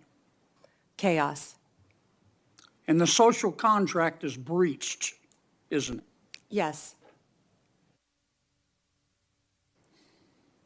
Do you remember a person by the name of Michael Avenatti? Yes. Several years ago, he was a media star here in Washington. An attorney, correct? Yes. He was a media star. And many members of our media loved him because he persistently bashed Donald Trump. And he was on TV every day. He was on CNN more than Wolf Blitzer. Do you know where Mr. Avenatti is today? I believe he's sitting in prison, Senator. He's in jail because he was a crook. And the Department of Justice helped put him there, didn't it? Yes, Senator. Do you remember a gentleman by the name of Sam Bankman-Fried? Yes, Senator. Boy genius. So smart and so powerful that he thought he could command the tides. So smart and so powerful and so rich that he would go to meetings with serious people like Bill Clinton, like Tony Blair, looking like a slob, looking like a fourth runner-up to a John Belushi lookalike contest. And he thought it was cute. Where's Mr. Bankman-Fried today? I believe he is in prison, and I believe that's from the Netflix series I saw as well. Because he's a crook. And who helped put him there? The Department of Justice, Senator. Can we agree that there's some really, really good men and women at the Department of Justice? Many, many great men and women in the Justice Department, as well, Senator, as all the law enforcement agencies that fall within the Department of Justice. They're out there risking their lives, especially the law enforcement officers, every single day. Can we agree, though, that there have been and may be today some bad people at the Department of Justice? Yes, Senator. We don't know for sure because for the last 4 years, the curtains there have been tightly drawn. But I think a minority of people there, have delegitimized America's criminal justice system. The most destabilizing act that I saw in the past 4 years, maybe in the history of the department, is when Attorney General Garland decided on the basis of dubious facts and untested legal theories to criminally prosecute a former president of the United States. And not only that, this is the special part. He decided to do it after the former president of the United States had announced that he was going to run against Attorney General Garland's boss, didn't he? Senator, are you referring to going after a political opponent? I think so. Now, this is one person's opinion. That kind of stupid takes a plan. And I say that because, number one, this is America. That had never happened before in America. That's the sort of thing that happens in a country whose Powerball jackpot is 287 chickens and a goat. It doesn't happen here. And I call it stupid because it broke the seal. It broke the seal. It normalized it. There are a lot of ambitious prosecutors in America, Democrat and Republican. And I'll bet you right now there's some prosecutor in a particular state thinking about, well, maybe I ought to file criminal charges against President Biden's inner circle for conspiring to conceal his mental decline. And that's the road we're headed down. And you've got to fix it, Counselor. You've got to fix it. And here's, in my judgment, what I would ask you to do. Find out who the bad guys are and the bad women and get rid of them. Find out who the good people are and lift them up. But do it on the basis of facts and evidence and fairness. Because the temptation of some people is going to be, they're going to tell you, look, two wrongs don't make a right, but they do make it even. Don't resist that temptation. Help us restore legitimacy to the Department of Justice. Thank you, Senator. Thank you, Mr. Chairman. Welcome, Ms. Bondi, and to your family. Thank you. Thank you for visiting with me in my office. And I have to say, I'm sympathetic always to a former Attorney General, particularly having been one myself. But I have to say also, really troubled, deeply disturbed by some of your responses and non-responses to the question that you've been asked today.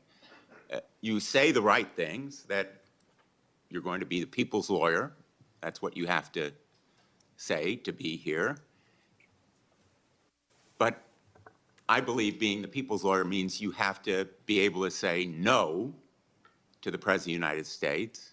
You have to speak truth to power. You have to be able to say that Donald Trump lost the 2020 election. You dodged that question when you were asked directly by Senator Durbin. You have to be able to say that January 6th insurrectionists who committed violence shouldn't be pardoned. You have to be able to say that a nominee for the FBI director who says he has an enemy list, and that's just the beginning of what he has said in terms of politicizing, deeply weaponizing the FBI against political opponents, that he shouldn't be the FBI director.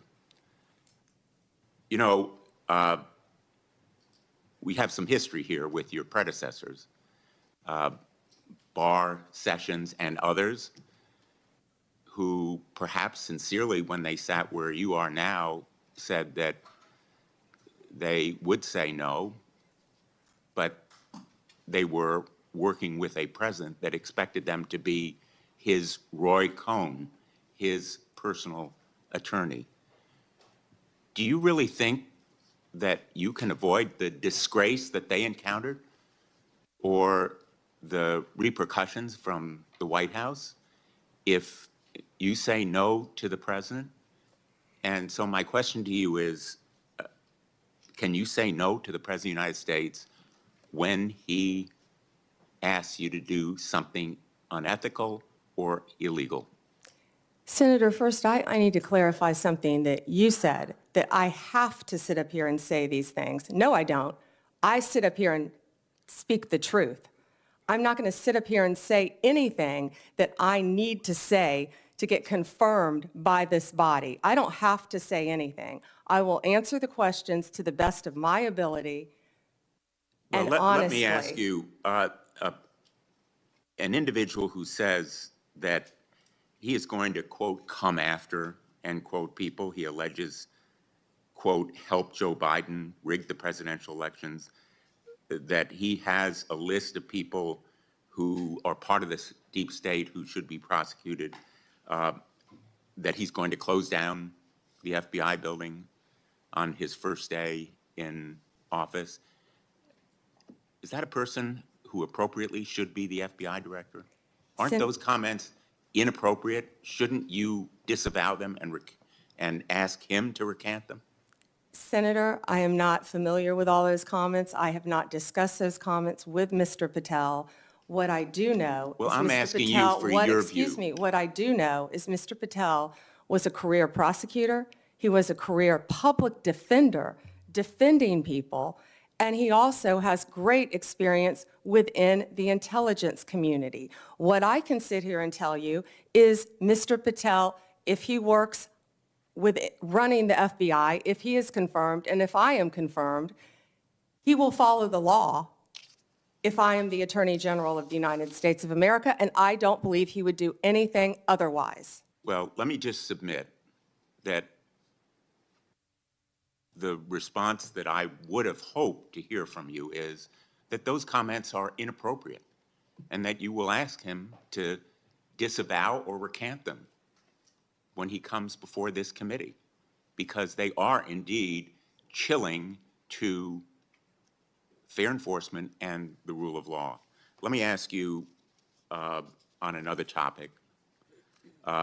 When we met, I welcomed your support for the goals of the Kids Online Safety Act. And Senator Blackburn and I have spent a lot of time, devoted a lot of effort to the passage of the Kids Online Safety Act, which happened by an overwhelming vote of 91-3, 72 co-sponsors, including Vice President-elect Vance. I appreciated our discussion and your support for protecting kids online when we met last week. I'm hopeful that this area is one where we can work together. Can we count on your support in working together to protect kids online? Senator, absolutely, and thank you for that legislation, and Senator Blackburn. I believe in this world right now, we have to find the things we have in common, and that is certainly one of them, Senator, protecting our children from online predators. You've done so much on that front, and I thank you. I attempted to do that as well when I was Attorney General, but I am committed to working with you on anything we can do to protect our children throughout this country. When I was Attorney General, we started something called From Instant Message to Instant Nightmare, and educating parents about online predators. And that also, Senator, is one of the core functions of the FBI, the cyber unit. They sit there, these agents sit there all day long and investigate child predators. We tell parents constantly, you think Ms. you're talking Bondi, to another I child, apologize. and you're not. I'm going to interrupt you. I welcome Sure. your positive response. I have Oh, one go ahead. more question that I'm going to try to fit into Sure. this round. TikTok will be banned unless it is sold because it has become a tool for the Chinese to collect information and do surveillance and endanger our national security. Can you commit that you will enforce that law promptly and effectively? And I ask this question because President Trump's pick for your Solicitor General in the Department of Justice went to the United States Supreme Court arguing that the ban should be delayed. Will you commit to enforce that law on your first day when you are, if you are confirmed? Senator, as I discussed with you during our meeting, that is pending litigation within the Department of Justice. Well, it's pending litigation, but will you enforce that law? I can't discuss pending litigation, but I will talk to all the career Well, again, prosecutors who are handling the case. Absolutely, Senator. Discuss with them. Thank you. Thank you, Mr. Chairman. Senator Tillis. Ms. Bondi, thank you for being here. I think I told you when we met, thank you for the time we met. I was born in Florida, have a lot of friends and family, and follow Florida politics pretty closely, and you've had a very impressive career there, though I do also have to admit I'm a Gator hater, so for the Florida alum, I'm University of Tennessee. But anyway, I actually, in some of these hearings, I created a bingo card to see what some of my colleagues on the other side of the aisle were going to hit. I want to go back to a few of them really quickly. One was about you being a lobbyist paid for and on the payroll of Qatar. Would you mind going back and repeating what you said in case people did not hear the involvement of your law firm and precisely what you were doing for the government of Qatar? Yes, Senator, I was very proud of that work. It was anti-human trafficking in advance of the World Cup, and human trafficking has been something that's been very important to me my entire career, especially when I was Attorney General of the And you also state of made Florida. it clear that you had a number of practitioners within the firm working on it, so this narrative that you were getting $115,000 a month from Qatar is correct or not? Not correct. Okay, thank you. I want to talk a little bit about, well, first off, I want to go back. You should be happy that so many comments have been directed towards Kash Patel, whose confirmation I am supporting. In fact, I'm meeting with him today, because that means they're out of stuff for you. So if it comes up again, you will once again know that you've got a great reputation and a great resume, and they are just trying to find things to put your integrity into question. You have answered the question repeatedly that that you will be loyal to the Constitution and you will live up to the oath to the Constitution and to protecting the American people. And I think Mr. Patel, when he becomes here, he'll be able to get rid of the myth in the same way that you did as a lobbyist for Qatar. He'll be able to get rid of that list of the enemies, be able to deal with the enemies list, and the marketing department for your opposition is going to have to come up with new material because that stuff is getting old. Section 702, you heard Senator Lee talk about some concerns that he has with 702. I believe it's one of the most important things that you can do early into your confirmation. You will be confirmed, and hopefully with some Democrat support.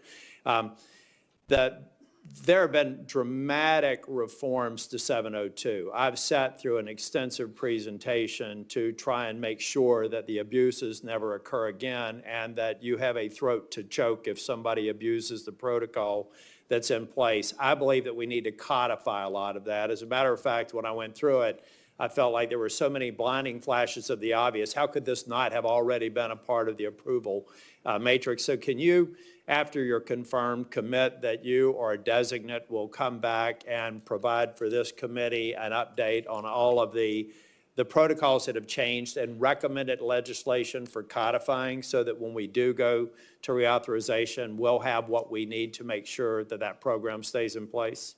Senator, I or a designee will review all of 702 before it terms, of course, in 2026, and come back and report to you on both sides of the aisle.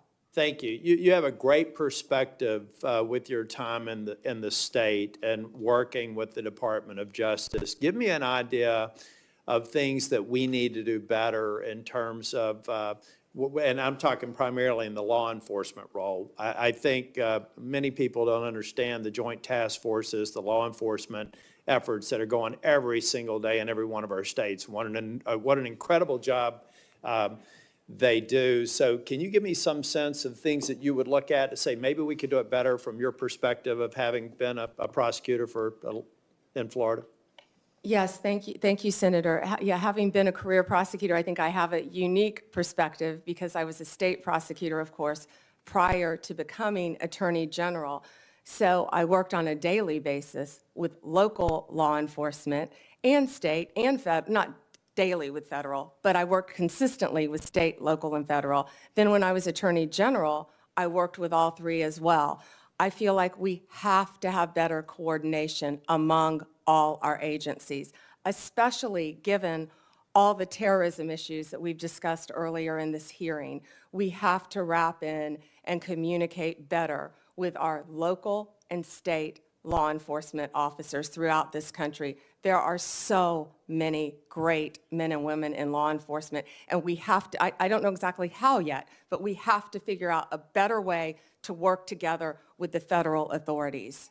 Thank you. And I'm going to do a second round as well, but I think I also checked the bingo card for election denier. There were some people, that seemed to suggest that you were denying the election. I think that you said that President Biden is our president. President Biden is the President of the United States of America, and President Trump will be the 47th president. But I think you made a point that or at least I inferred from a comment that you made, a very important point. Folks, there are election improprieties in every election.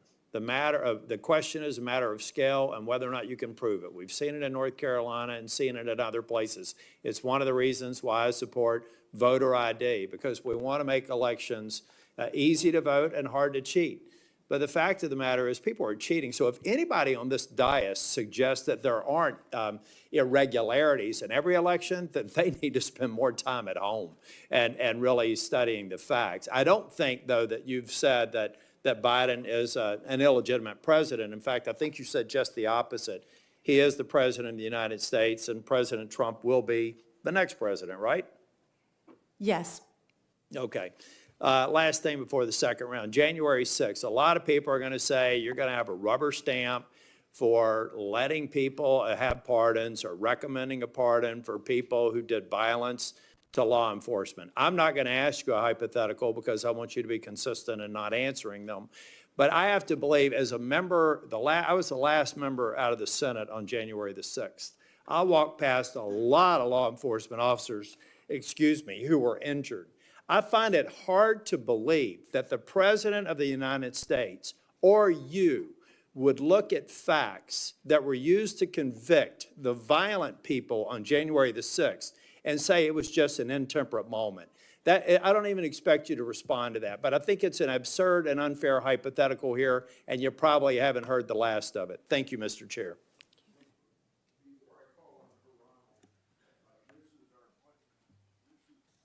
Before I call on Senator Hirano, after her and Cruz's testimony, then we'll take a lunch break, and that break will be for 30 minutes.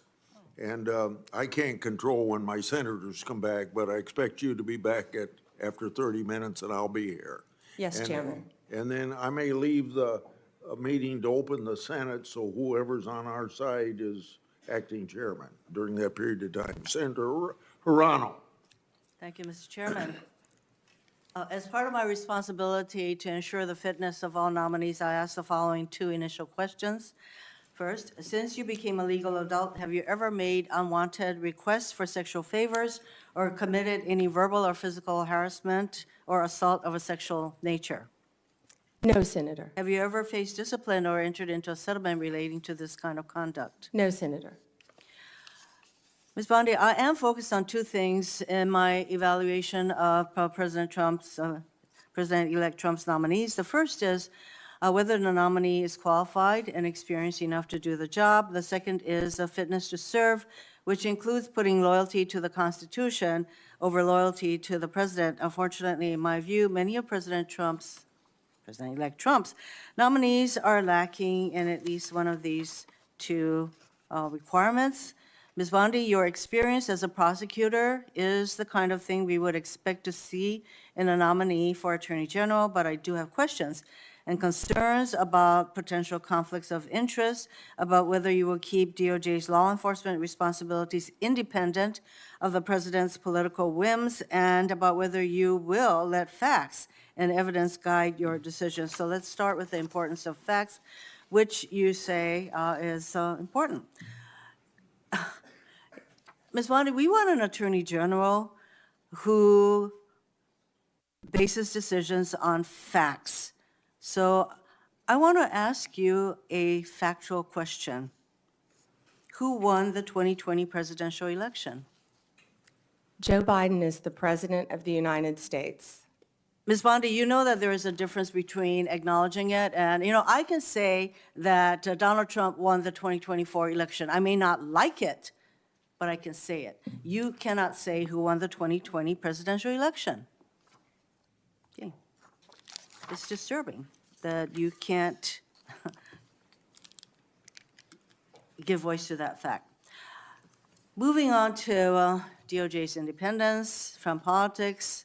Ms. Bondi, if you are confirmed as Attorney General, you will take an oath to the Constitution and not to any individual, including the President. To start, I'd like to know whether you agree with some of the statements President-elect Trump made during the election, during the campaign. First, he has also said illegal immigration is poisoning the blood of our nation. He said that in December 2023. Do you agree with that statement? Senator, I am not familiar with that statement, but what I can tell you is I went to the border a few months ago. I went to Yuma, Arizona, and what I saw at that border was horrific, Senator. It was horrific. Ms. Bondi, I went to a rape crisis center. That is If I could not my finish. question. I went to a rape crisis center. Well, I'm not familiar with the statement, but I get went to a to rape the crisis next- center. Let I me met get to with the Border important- Patrol I have? agents. I'm sure you've been to the Ms. border Bondi, as well, so I you want to could get answer to my that. next question. So I believe that you responded to a question from Senator Whitehouse, and let me get your response again. You said that the White House, if I'm putting words in your mouth, correct me. You said that the White House will play no role in investigative or charging decisions in the DOJ. Is that correct? Senator, what I said is that it is the Department of Justice's decision to determine what cases will be prosecuted. What role will the White House have in investigative or prosecutorial decisions of the DOJ? It is the Department of Justice's decision, Senator. So that sounds to me that you're saying that the White House will not have any kind of role. Meanwhile, though, you have an incoming president who said, I have the absolute right to do what I want to do with the Justice Department. And in fact, President-elect Trump considers the DOJ to be his law firm. I ask you this. If President-elect Trump asks, suggests, or hints that you as Attorney General should investigate one of his perceived political enemies, would you do so? Senator Hirono, I wish you had met with me. Had you met with me, we could have discussed many things and gotten to know. I am You could listening have to you gotten to now. know me. Could you respond to the question? Yeah, you were the only one who refused to meet with me, Senator. But what we would have discussed is that it is the job of the Attorney General to I'm very follow happy to the listen to law. your responses under oath, Ms. Bondi. So I think it's really important to us that the Attorney General be independent. of the White House, and you have a president-elect who considers the AG's office his law firm, I would like to know whether if the president suggests, hints, asks, that you, as Attorney General, should investigate one of his perceived enemies? Senator, I do? certainly have not heard the president say that, but what I will tell you is 2/3 of Americans have lost faith in the Department of Justice. And it's statements like that, I believe, Ms. that make Bondi. people continue to lose faith. If I am confirmed as Attorney General, it will be my job Getting to on not to my only next keep question, America you're not safe, responding. but restore integrity to that department. Why don't we And that's move what on I to plan something on that doing you said? every single day as Attorney General. On August 25th, 2025, on Fox, these are in fact the people that you would prosecute. I'm not getting an Your answer. time is up. Would you like to? My time is, Would you like to Mr. respond? Chairman, she is clearly not going to answer that question, so let me get on to, Would you like to? I do have I'd love to questions for the second round. You'll have a second round. Would you like to speak before I call on Senator Cruz? No, sir, thank you. Okay. Senator Cruz. Thank you, Mr. Chairman. General Bondi, welcome. Thank you for Thank you. your long career in public service, and thank you for your willingness to take on this incredibly important office. You know, I have to say, I don't know that there is a more important position in this new administration than the position to which you have been nominated, Attorney General of the United States. I thought the exchange just a moment ago with Senator Hirono was illustrative. She asked you how you would respond if the president asked you to target his political enemies. It's rather striking because it's not a hypothetical. It has happened over the last 4 years. And I think perhaps the most tragic legacy of the Biden-Harris administration has been the politicization and the weaponization of the United States Department of Justice.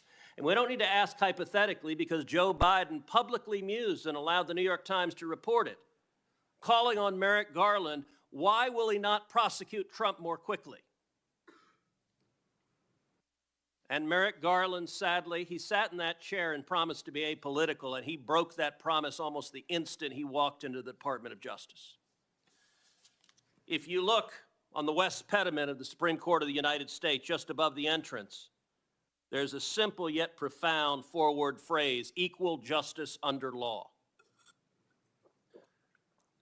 We have seen over the last 4 years a Department of Justice that systematically targeted the political opponents of Joe Biden and Kamala Harris, and that systematically protected his friends and allies.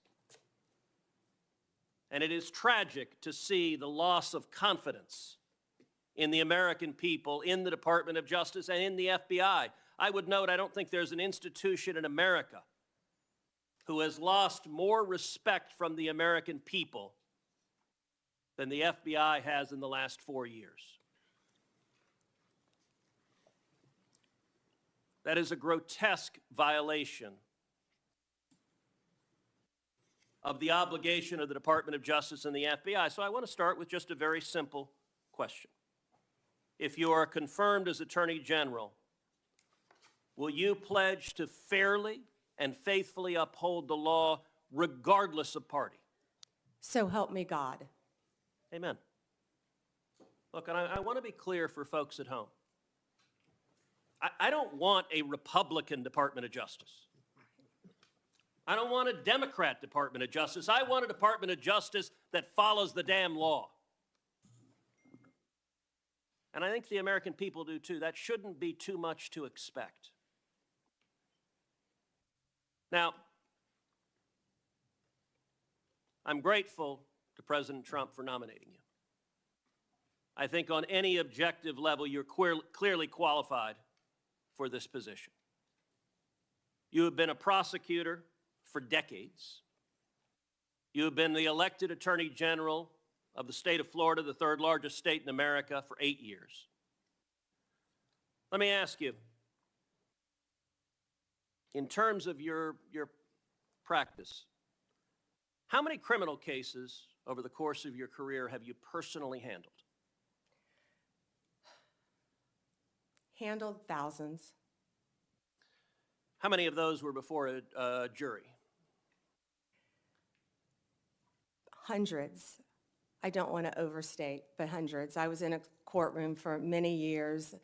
I tried 4 when I was an intern, jury trials. I think you had to try at least 20 in misdemeanor before you went to felony.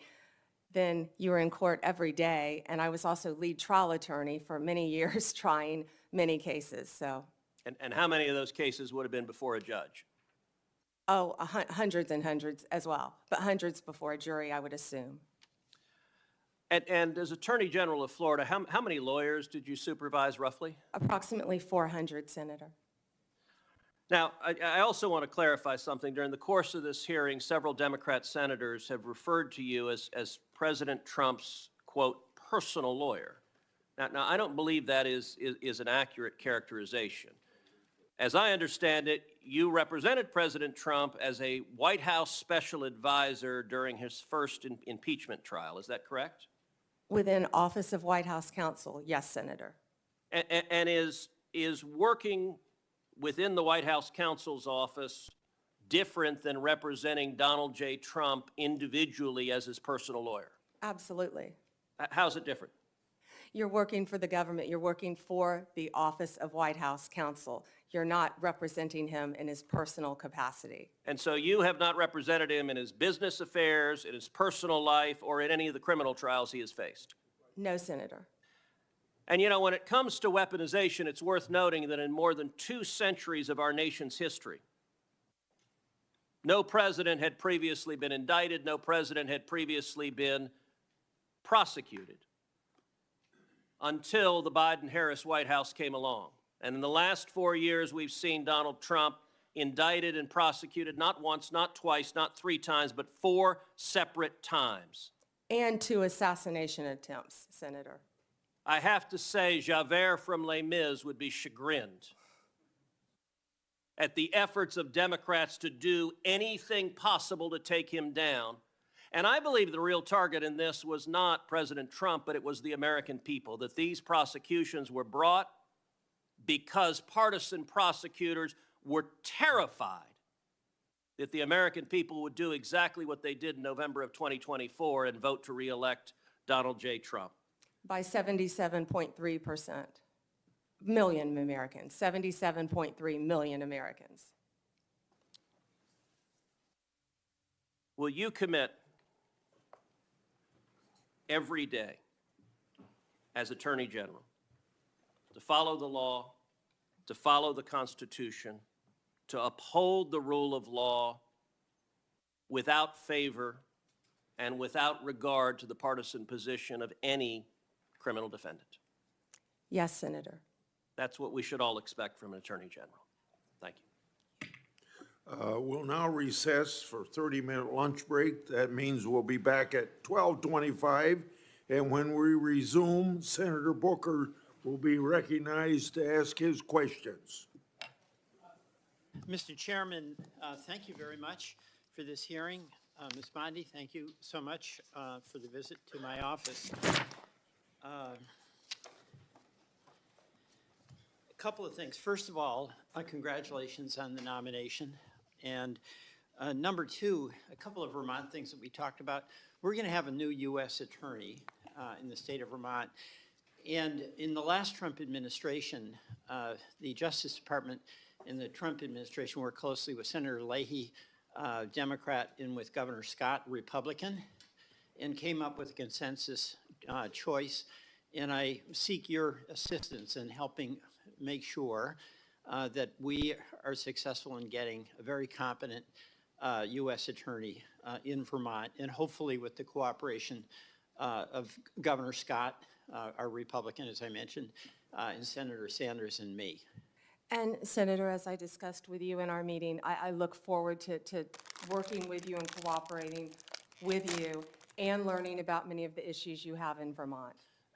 And thank you. And then on that, by the way, one of the issues we talked about, we are one of 2 states that does not have a residential reentry program. That is outrageous in my mind. I know you worked on the First Step Act, but our federal judges, our federal prosecutors, our federal public defender are all in support of a residential reentry program. Our state and Hawaii are the only two states without it, and our justice system and officials believe that we need it. And I seek your energetic assistance in helping us get that residential reentry program. Can I address that, Senator? Yes, I'd like you to. Thank you. Senator, I didn't realize that you were the only two states without a reentry program. We started that when I was a prosecutor, and those are so vitally important. One thing that I just learned is the Bureau of Prisons, 98% of people in the Bureau of Prisons will be released. They're not serving life sentences. So we must do everything we can when people are in prison to help rehabilitate them for when they get out. And that's why reentry is so That's really vital. helpful. But we tell people, get out of prison and become a productive member of society. Go get a job. Yet people don't know how to go find a driver's Well, I license. appreciate your help They don't know how on to that. get to So work. thank you very Yes, much. Senator. And I have confidence that you will do that, given your history on the First Step Act and other things that you did. The next, I do have some concerns, not so much about you, but what President Trump has said about a desire on his part to go after what he considers to be political adversaries. You know, he's his own words, for instance, says that if he's elected, he'd seek to appoint a special prosecutor to go after Joe Biden. I assume you've had no discussion with President-elect Trump about that? Absolutely not.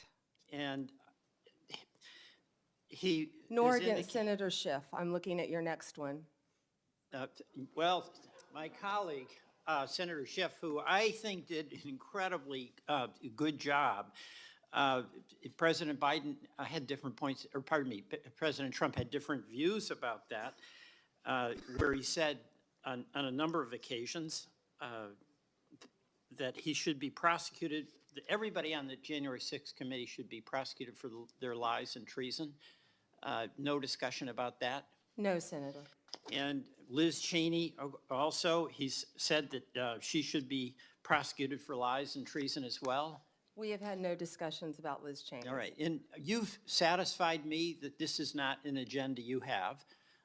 President Trump has satisfied me that when he says things that are pretty provocative, he's often serious. And as Senator Cruz wants, I want, and that is to have a Justice Department that is not going after people on the basis of them being political opponents. And my understanding, in listening to your answers to the questions along this, Every case will be done on a case-by-case basis. No one should be prosecuted for political purposes. Thank you. Absolutely not. I just have a couple of other things.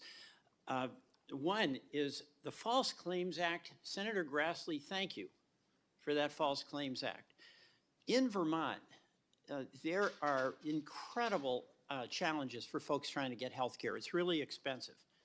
And there was a shocking report in the Wall Street Journal about a major insurer that is ripping off taxpayers by overbilling, overprescribing on Medicare Advantage, billions of dollars. And the report indicated that insurers are adding diagnosis basically to make money, not to help the patient, that insurers sent nurses to find diagnoses that doctors didn't find, that insurers got paid to cover patients who were already getting your coverage through the VA, and it adds up to billions of dollars, and Vermonters are struggling under the weight of incredibly expensive health care. The False Claims Act, Senator Grassley authored, is an area where the Attorney General can protect consumers against ripoffs. I'm not asking you to comment on this particular Wall Street report, but I want your assurance that in addition to fighting crime, and we're all for you doing that, you're going to be there protecting consumers and taxpayers from ripoffs. Absolutely, Senator. When I was Attorney General, we went after a pharmaceutical company. It was Medicaid fraud. I can't remember the settlement value. It may even be ongoing, but it was a large number. And That, people don't understand, that's hurting the taxpayers of Florida, of Vermont.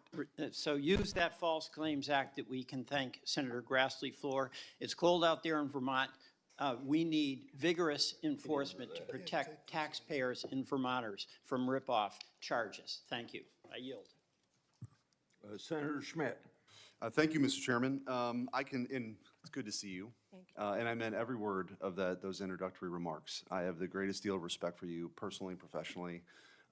This is a great pick by President Trump. You're going to do a great job. Thank you. Thank you. I do want to say, though, that it appears as though Trump derangement syndrome is alive and well. The focus of these questions today are disturbing. I don't think my Democrat colleagues learned very much from the November 5th election. The American people rejected all this. Their obsession with President Trump didn't bode well for them electorally, and I think if they stay on this path, they'll be in a permanent minority. But that's up to 112 electoral votes, Senator. the landslide. But that's up for them. That's up to them to decide. I do want to comment a little bit, I guess, on this newfound religion on independence from the Attorney General. I will remind my colleagues that the last 3 Democratic attorneys general for the United States of America were perhaps the most biased, politically biased AGs we've had in modern political history in the United States. And there are some receipts. Eric Holder described himself as Obama's heat shield and wingman. This committee moved forward, and one of my colleagues referenced that the Attorney General shouldn't be the wingman of the president. Eric Holder's bragged about it. He bragged about it. Loretta Lynch met with Bill Clinton on the tarmac in a private meeting while she was investigating Hillary Clinton.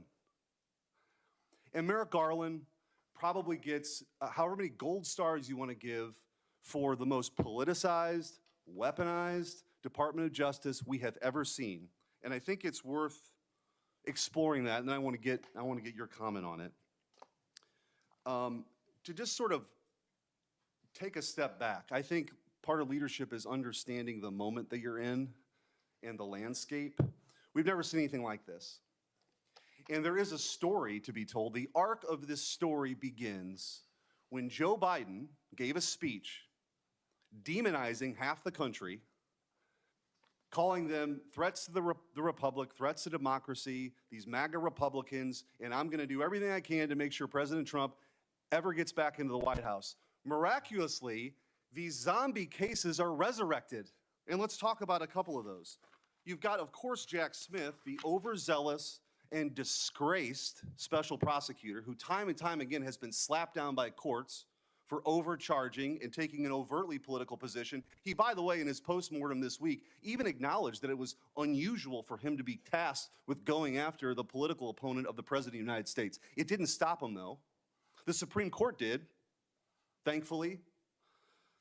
But you had Jack Smith take on these unprecedented actions. You had a raid at Mar-a-Lago, staged photos at Mar-a-Lago for boxes of documents, which, by the way, boxes of documents were in Joe Biden's garage from his Senate days. And by the way, somebody who didn't register like you did under FARA, Hunter Biden was staying in.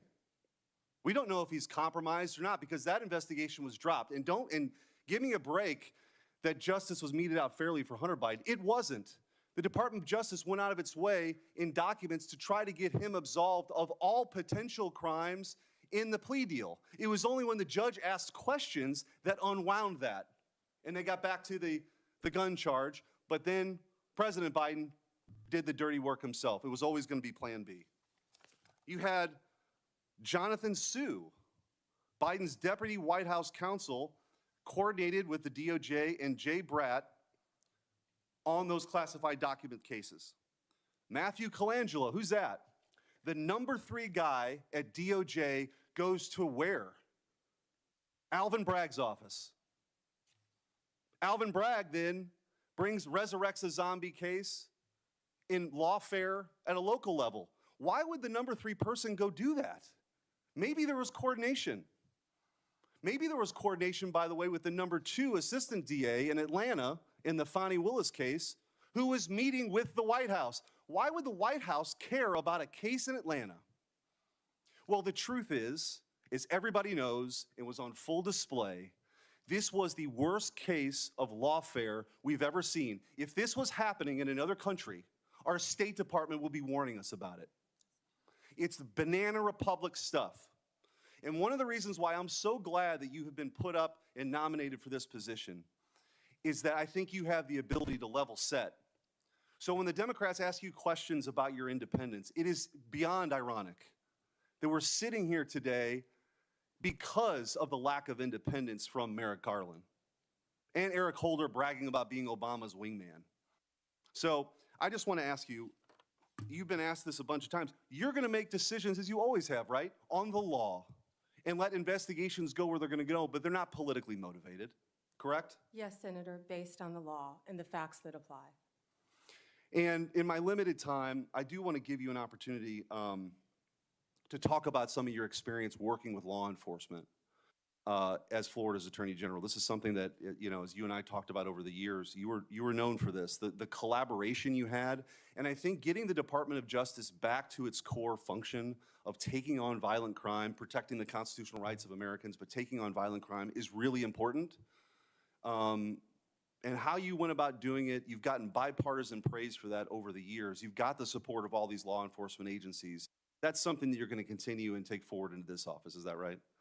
Yes, Senator, thank you so much. And I feel that my experience with that goes back to when I was a state prosecutor with state and local, our sheriffs, our police departments, our police chiefs, and then as Attorney General on a statewide basis. And now, if I'm confirmed, all of our federal law enforcement agencies, I would be very proud to supervise those. I'll just close with this, Mr. Chairman. We heard one of my Democrat colleagues ask you the question that you're not going to pursue a case because of a name, but because of the crime. I would argue that the current Department of Justice adopted Lenin's claim, which was, show me the man and I'll show you the crime. And they did everything they could to throw President Trump in jail for the rest of his life because they didn't want to lose the ballot box. That is not what this country is about. That is not what this republic is about. But they did it. And it's up to you now to restore the integrity and I have of that agency, of the Department of Justice, and I have full confidence that you will. Thank you, Senator. Thank you. Thank you, Mr. Chair. Before I begin, I just want to remind us all for the record that the 34 convictions, not indictments, convictions of former President, incoming President Trump were by a jury of his peers. Thank you, Ms. Bondi, for being here today, and I too would like to welcome your family and friends who are here. Thank you. Appreciated the opportunity to meet yesterday to learn about your priorities and discuss a number of issues that are important to me. But I got to tell you, as I reflected on our conversation yesterday and as I've observed the hearing today, I continue to have significant reservations on your ability to function as a truly independent Attorney General for your friend. Let's say you keep referring to him, your friend, President-elect Trump. So I hope you can address some of these concerns through your responses to my questions here. Now, the first issue area is something that we didn't get a chance to touch on yesterday. So I actually want to follow up on some of Senator Durbin's questions from earlier about the 2020 election. And to be specific, on the day after the 2020 presidential general election, you traveled to Philadelphia to appear alongside President Trump's then attorney, Rudy Giuliani. And together, you falsely asserted that President Trump had, quote, won Pennsylvania in that election. Now, I want to be clear, at that moment, there were still at least 1 million ballots left to be counted in Pennsylvania. Of course, President Biden went on to win the state by more than 80,000 votes. But in the following days, even after the results were clear, you continued to double down on the big lie, promoting falsehoods about election fraud and cheating without offering any actual evidence.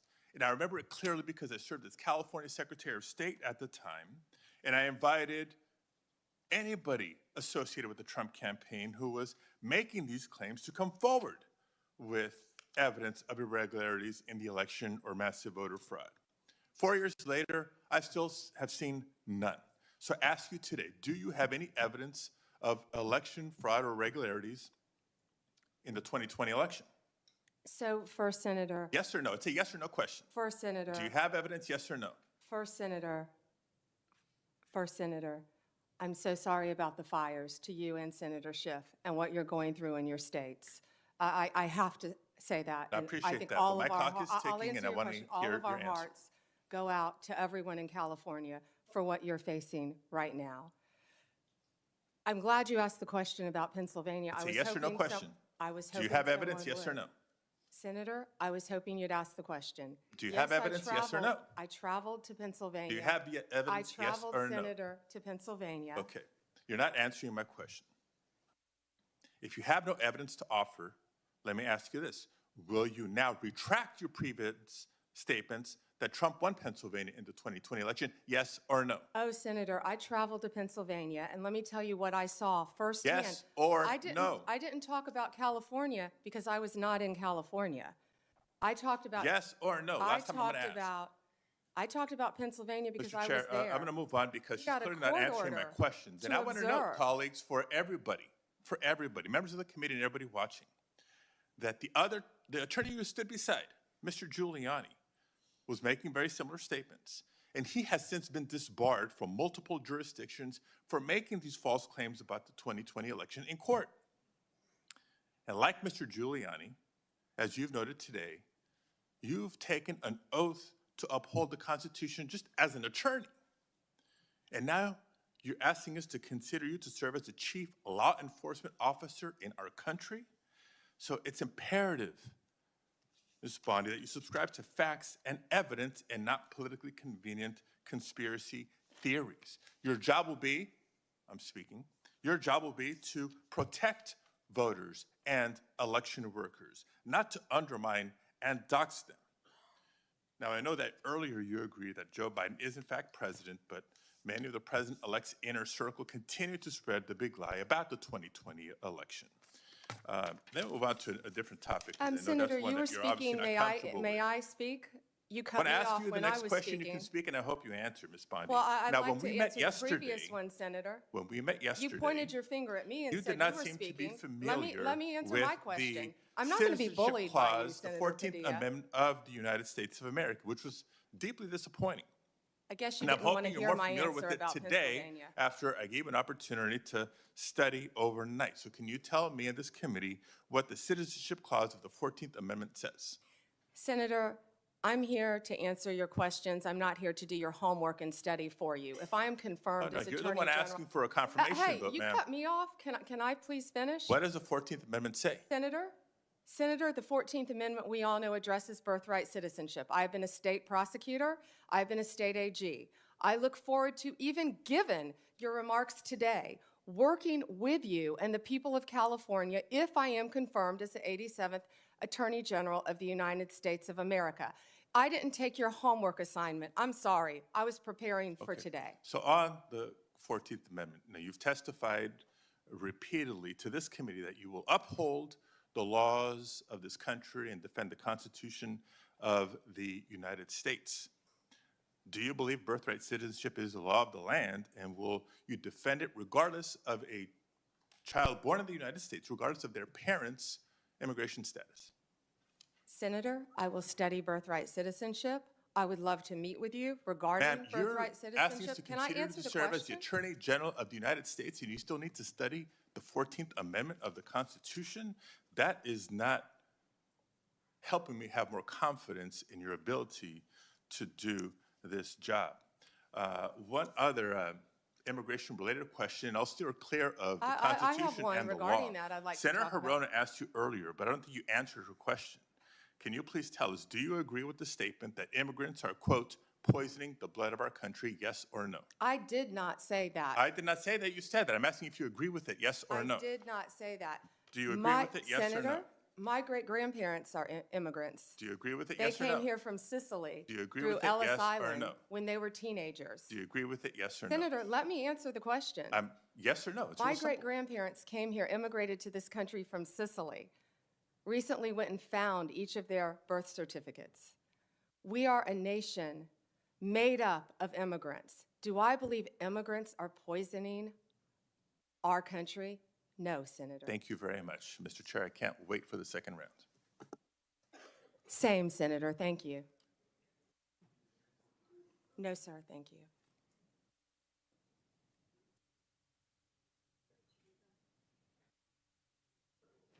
Suggestions about unfair statements about the 2020 election. I thought I'd remind people that Senator Schumer and former Senator Casey raised questions about the Pennsylvania Senate race just a few months ago. In 2018, numerous Senate Democrats, some of them on this committee, claimed that the Georgia governor's election was stolen. In 2016, Hillary Clinton and a host of Democrats claimed the election was stolen or illegitimate and blamed Russia for the loss. And every one of my Democrat colleagues voted last month to confirm Judge Anthony BREZNER. He engaged in lengthy litigation regarding his loss of the 2020 congressional election and did not concede until 3 months after the election. I think we all agree that our elections can be more secure and better run, but I find these lines of attack against the nominee very partisan. Senator Brett. Thank you, Mr. Chairman. And thank you so much for being here today, and really glad to see your family. I had the opportunity to help them find where to come back in. Thank you, Senator. They are all so excited, and rightfully so, and so proud of who you are and the work that you've done. And speaking of, I think it is absolutely, completely ridiculous that anyone on the other side of the aisle would ever say that you are anything but immensely qualified for this job. From your time as a career prosecutor to then a two-time Attorney General of the third largest state with regards to all of the people that operated underneath you, with what you were able to achieve. It is truly remarkable. The United States of America could only be so fortunate if you were confirmed and to have someone of your caliber, of your intellect, and of your experience running a department that unfortunately has been run into the ground. So I think that that is full-on gaslighting, which, by the way, I had to get my children to explain to me what that was. Not only that, but to act like you would be the one that would weaponize the Department of Justice. What I have heard you say time and time and time again is that you will follow the law. And this is coming from a side of the aisle that has allowed the Biden administration, by saying nothing, they've allowed them to go after parents who are at school board meetings, who want nothing more than their children to be taught and not indoctrinated. They have allowed them to go after people who are trying to practice their faith. And they have sat idly by while the weaponization of the Department of Justice has undermined the credibility and credence that Americans believe that they should have in equal justice under the law. So I know that you will, as you have said here, you will follow the law and you will return this department to where it should be in the eyes of Americans. So thank you. And I wish the gaslighting on the other side of the aisle would stop, because from my perspective, I'm over it. And I believe that's exactly what the American people have said too. And speaking of, my distinguished colleague, who I have a great deal of respect from on the other side of the aisle, just said, tried to make you answer a question about immigrants and, quote, poisoning the blood of America, when actually the previous question by our colleague from Hawaii was illegal immigration. We are a nation of immigrants, but we are also a nation of laws. And the lawlessness under the Biden-Harris administration has made every single state in this nation a border state. I am so thrilled about what you've done when it comes to opioid use and human trafficking, and I look forward to you instituting that at the Department of Justice. Your credentials speak for themselves. When opioid and fentanyl overdoses are the leading cause of death between the ages of 18 and 45 in this nation, we need someone who takes it serious. You not only take that serious, you have a track record of proving to the American people you've done it for the people of Florida, and I look forward to what that means to the families that I have met. You talked about the families you met across Florida that showed you pictures of their loved ones that they lost, their brother, their sister, their cousin, their friend, their mother. And I know that there will be more lives that are saved as a result of your service when you are confirmed. So on that, I say thank you. And when it comes to illegal immigration, which we need to put a stop to, I want to ask you a question that you and I had an opportunity to discuss a little bit. You share my desire, I know, to not only get away from the weaponization and wokeness that we are seeing in the department right now, but really prioritizing safety and security. And I want to say thank you for that commitment and your commitment to blind justice. When we are looking at illegal immigration, the Executive Office of Immigration Review within DOJ, there have been a number of things that we have talked about with that, and I know, as you are aware, some people call it EOIR, some people call it EOR, but it houses our nation's immigration courts. Over the course of the Biden administration, the immigration court backlog has grown from 1.4 million at the end of 2021 to 3.5 million at the end of 2024. Over that same period, the Biden administration pursued policies both at DOJ and DHS to foster a culture within EOR of failure to adjudicate cases. As an example, between FY25 and FY24, immigration judges failed to adjudicate over 340,000 asylum claims. That is compared to just under 13,000 non-adjudicated asylum claims in the previous 6 fiscal years combined. Between cases dismissed, terminations, administrative closures, and failures to adjudicate, EOR during the Biden administration has allowed around 1 million illegal aliens to remain in the United States on an indefinite basis. Now, I've heard Laken Riley brought up multiple times today. Having talked to her parents, no parent should have to go through the heartbreak and tragedy that they have, and we are working diligently to rectify that and ensure that we are keeping Americans safe and secure. But a House Judiciary Committee report on this issue appropriately called it, quote, quiet amnesty, what we're talking here with EOR. Will you commit to me that if confirmed, you will make it a priority to reform the way that EOR operates and put in place measures to ensure that immigration judges actually adjudicate these claims and cases? Yes, Senator, thank you for meeting with me in advance, and I learned so much from you about this topic, and I look forward to learning more and working with you to do everything we can to make sure that functions properly. Thank you. If I am confirmed, Senator. Thank you. Well, you are going to be confirmed because America needs you.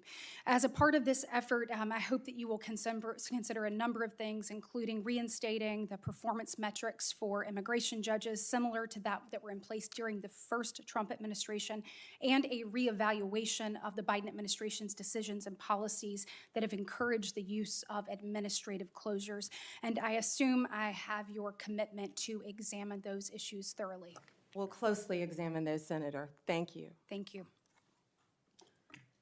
Senator Booker. Mr. Chairman, thank you very much for the time. Ms. Bondi, thank you very much. Thank you, Senator. And thank you for being willing to meet with me in my office. I really value that time that we had together. If there's anything that's been demonstrated in this hearing thus far, is there is a serious crisis of faith in our judicial system in America.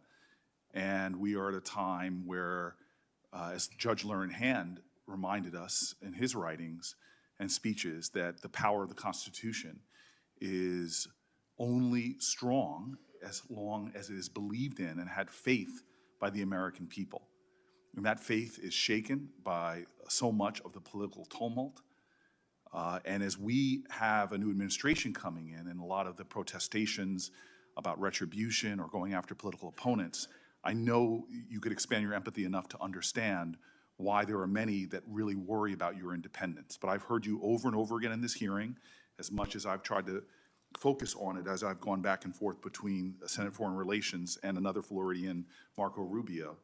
But I am hearing from you that you understand that the Attorney General's guiding star is the U.S. Constitution and her client is the American people, that there can be no argument about that. Yes, Senator. Yes.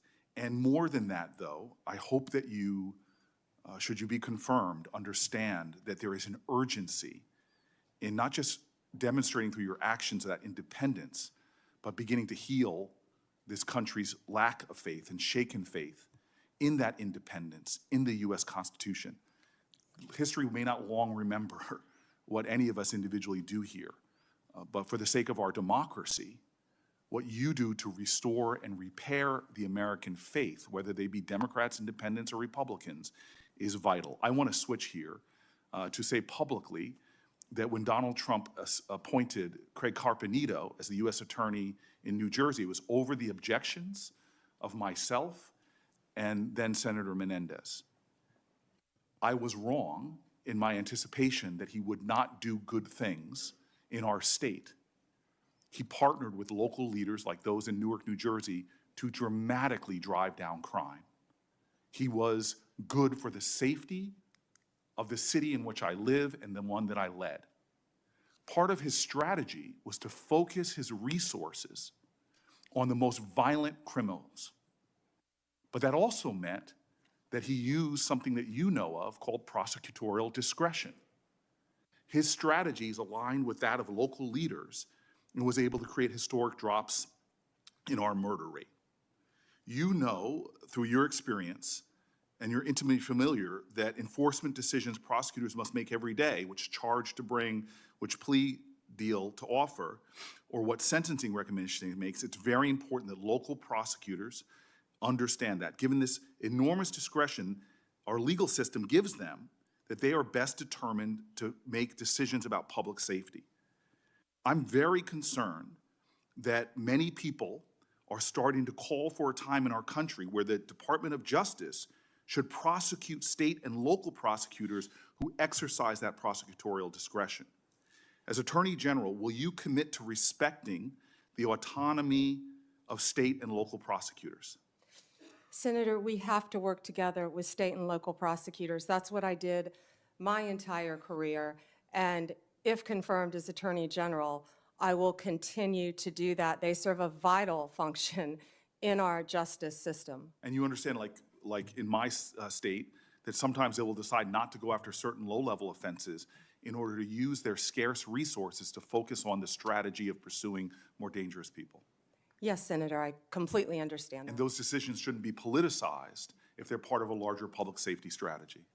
No, Senator. When I was a state prosecutor, we used to sit down with the U.S. attorneys and talk about cases and work together. And that's what I'm discussing about bringing back the cooperation between state and local Thank you, Ms. Bond. governments. I just want to continue. One of the most stunning hypocrisies I've found since I've been down here in Washington is every politician gives lip service to driving down gun violence. But the very federal authority, the Bureau of Alcohol, Tobacco, and Firearm, that is primarily focused on enforcing America's gun laws and keeping people safe, is hamstrung by federal leaders. The ATF's core responsibility is assisting in local law enforcement. When I was a mayor, I detailed local law enforcement to the ATF, but I'm stunned at how they have been stripped of resources, of their budget, and all of their capabilities to go after illegal gun running. When I was mayor of the city of Newark, we couldn't find one gun crime that was done with a legally purchased gun. But when I turned to the ATF leader at that time told me in private, we don't have the resources, support, or legal ability to go after these crimes.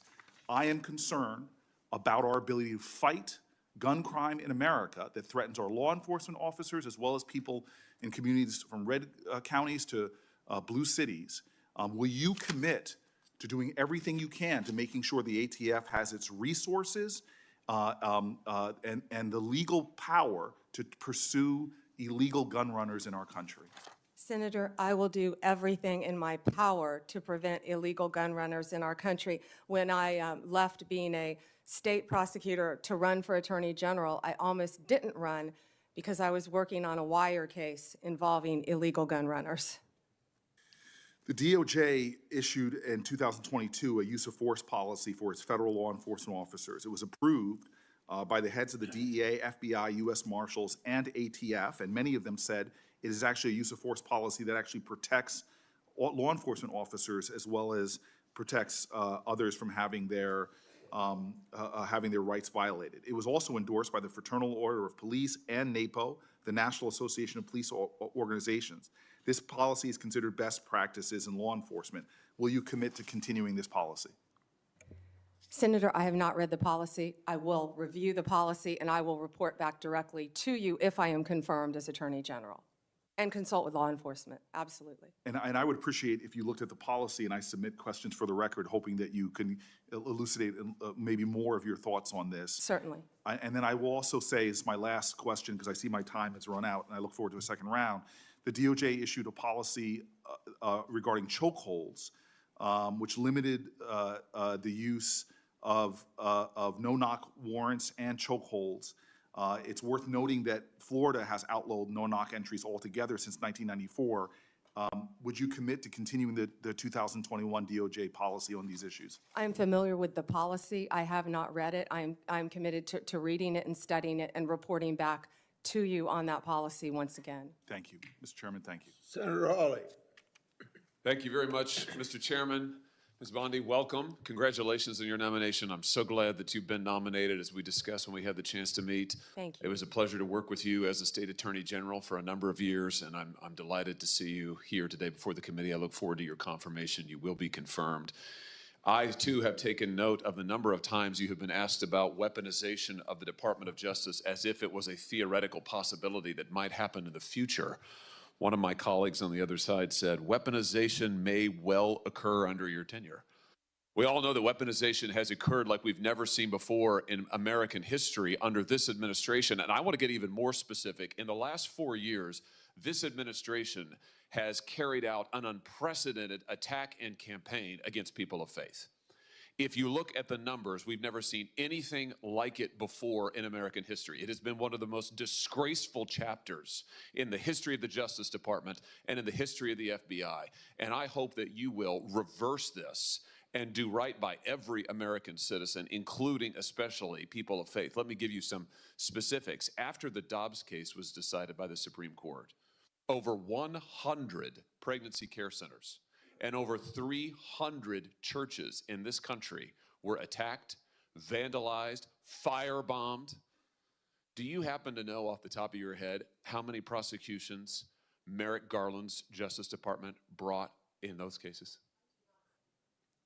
I do not, Senator. It's a stunning number. It's 2. Hundreds of churches, hundreds of pregnancy care centers. And I might just add, these pregnancy care centers, the attacks on them, which were violent, which were gruesome, were egged on and encouraged by rhetoric from members of Congress, including members of this body, who have said that pregnancy care centers aren't real medicine, that they're not real doctors. They have legitimized these attacks. And the same thing was true of churches. And this Justice Department couldn't lift a finger to defend these Americans, but at the same time, they used legislation, a law known as the FACE Act, to prosecute at least 53 different pro-life demonstrators, including people like Mark Houck from Pennsylvania, to whom this Justice Department sent a SWAT team to his door in the early morning hours. He has, I think, 7 children. In the early morning hours, an FBI SWAT team shows up at his door to take him into custody and prosecute him. By the way, he was acquitted. This kind of outrageous, disparate treatment has to end. So here's my question to you. Will you protect churches and pregnancy care centers when they are targeted for violence, when they are targeted for intimidation, when their members or parishioners are threatened with violence or other acts of illegal behavior? Yes, Senator. Will you stop the disparate treatment of Americans on the basis of religious faith? Yes, Senator. Will you stop the deliberate persecution of pro-life Americans for nothing more than their pro-life beliefs? Yes, Senator. Will you ensure that nothing like the Mark Houck case happens again, that Americans do not have SWAT teams arriving on their front doors with armed weapons to terrorize their children and their spouses, only in the end, of course, to have the case lost because there was nothing to it? Will you put an end to that kind of of deliberate intimidation of the good American citizens on the basis of their religious beliefs. Yes, Senator. I'm glad to hear you say that because we need it. We need it. Ms. Bondi, we need a new chapter at the Justice Department, and we need it quickly. And I'm glad you're committed to it. Now, I also have heard you've been asked about your comment that you thought that in some cases we need to investigate the investigators, the ones who were bad. You know, I have to say, I'm glad to hear you stand by that. We need to do that. You need to do that. And I'll give you another example. I'm sure you've read about this memo, which I now hold in my hands. This memo that was developed by the FBI field office in Richmond, Virginia, 23rd January 2023, targeting Catholic parishes for spying, for recruitment of infiltrators. I mean, the memo goes on and on and on about the FBI's plans to put assets into Catholic parishes, into choirs. This is an unbelievable, unbelievable assault on Americans' First Amendment rights, and we only know of it because of a brave whistleblower who came forward and released it to us. And I will tell you, I have never been misled and lied to like I was by the current Attorney General and the now former FBI director when they sat right where you're sitting now and told this committee, oh, we don't know anything about it.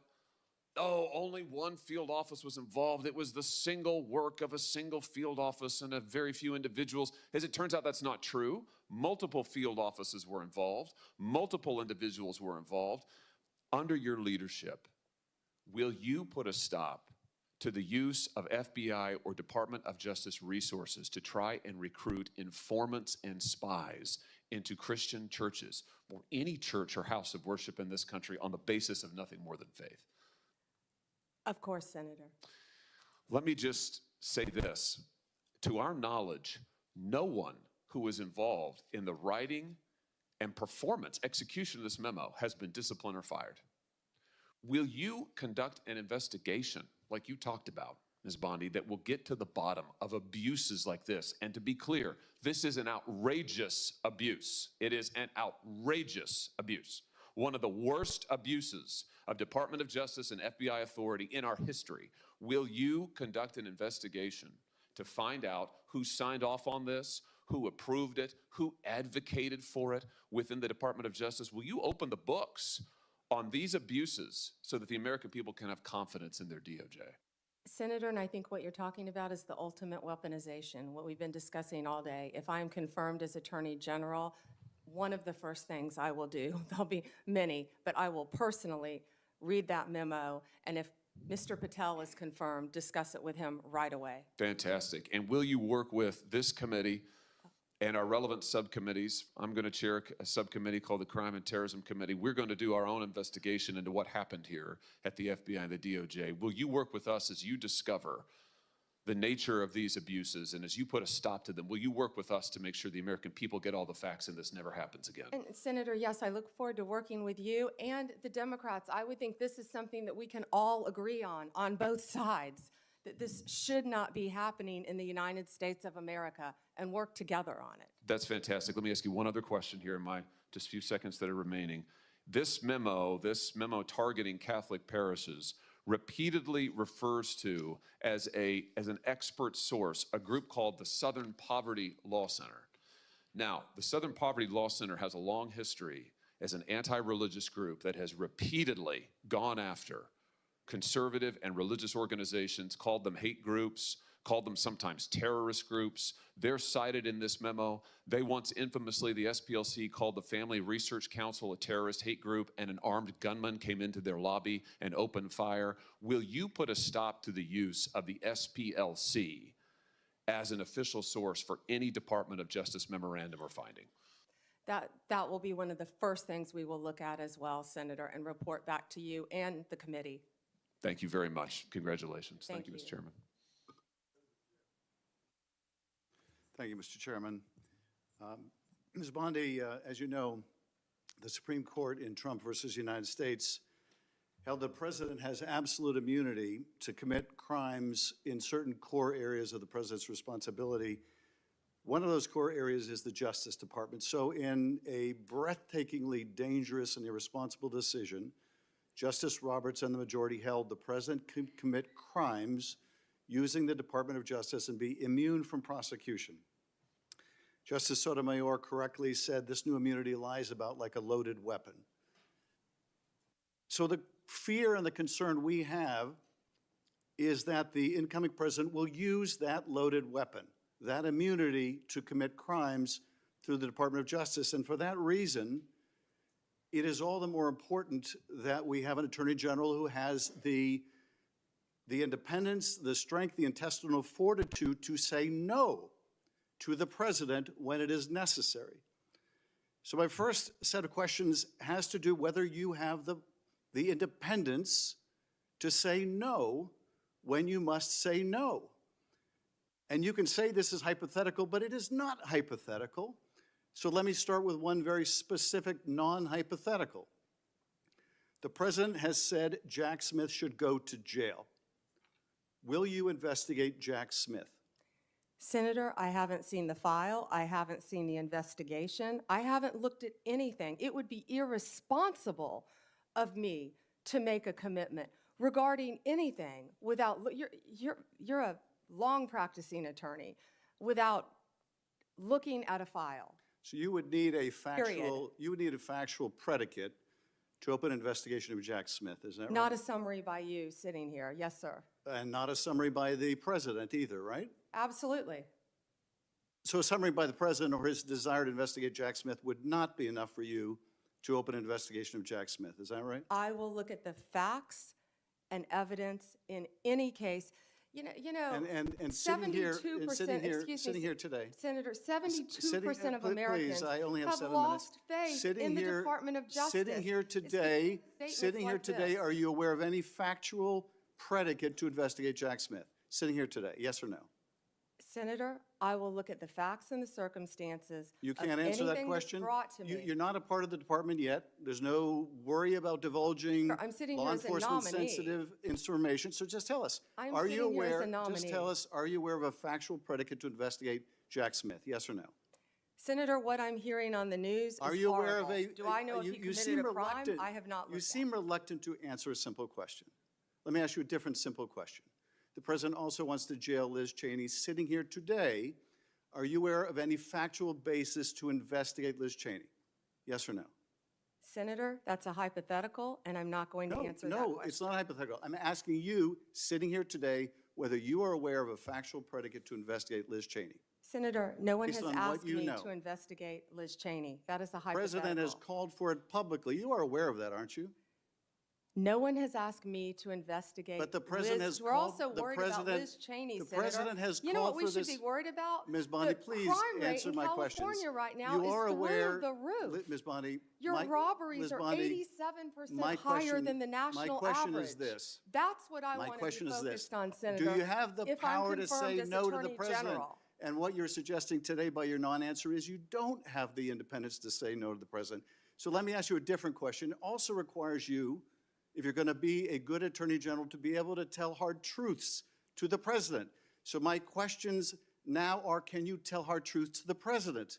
So let me start with an easy truth that you could speak to the president. Can you tell us, can you tell him that Donald Trump lost the 2020 election? Can you say that? Do you have the independence to say that? Do you have the gravitas, the stature, the intestinal fortitude to say, Donald Trump, you lost the 2020 election? Can you tell us that here today? Senator, what I can tell you is I will never play politics. You're trying to engage me in a gotcha. I No, won't I'm just do it. asking you a simple I question. won't play If you can politics speak truth with any to ongoing power. So let me ask you investigation, another. like you did let leaking me- your let me ask colleague you- Devin Nunes's memo. If you can't answer the question, let me ask you a different, what should be a simple truth, not a hard one. Was there massive fraud affecting the result of the 2020 election, yes or no? Senator, I'm glad you asked that question, if you'll let me answer what I saw in Pennsylvania. No, I asked a simple question about massive fraud. I can only tell you what I saw in Pennsylvania. I know you want to answer a different question, but my question is, can you tell us whether there was massive fraud affecting the results of the 2020 election, yes or no? Was there or was there I can not? tell you what I saw when I went That's as an not advocate that's to not the my campaign. question. So you can't answer that question. You can't speak that even easy truth to us, let alone to the president. So let me ask you a different question. It will also be important that you give good advice to the president. Are you prepared to advise the president not to pardon people who beat police officers? Senator, as I said, the pardons are at the direction of the president. We will look and we will advise. I will look at every case on a case. so you Let me look at- finish. On a case-by-case Okay, basis. okay, good. And I abhor violence to police officers. Follow up with that. Important for you to be able to preserve the records, the evidence of the department. Are you ready to commit that none of the evidence in the January 6th investigation will be destroyed under your watch? Senator, I will follow the law. I will consult with ethical officials in the Do you department. see any ethical basis to destroy evidence in the January 6th investigation? Then why can't you answer the question? Why can't you say, I commit to this committee, we will never destroy the evidence in the January 6th investigation? Why can't you give this committee and the American people that assurance? Are you frightened because evidence was destroyed against President Trump that was false? Is that why you're frightened now? I can't believe this is even... Why do you have difficulty answering that question? I can't believe Why do you you're have asking such a difficulty? question. Why do you have difficulty promising to preserve evidence at the Department of Justice? Why is that a difficult question? I will follow the law. It shouldn't be a difficult question. Thank you, Mr. Chairman. Ms. Bondi, I know that you are pleased that we are moving to the end of round one. And we appreciate your being here. And I appreciate that you told my California colleagues you were willing to work with them, even in light of the manner in which they have approached you.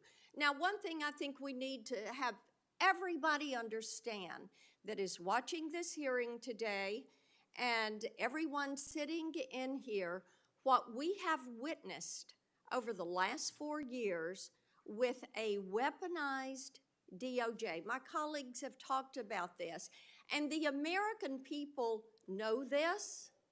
They know what was carried out against President Trump and his administration, and in November, they voted to see an end to 2 tiers of justice, 2 tiers of treatment, 2 tiers of access, because they have absolutely had it with the lies, with the accusations, and with the attacks that have come against so many people who were just seeking to live their lives.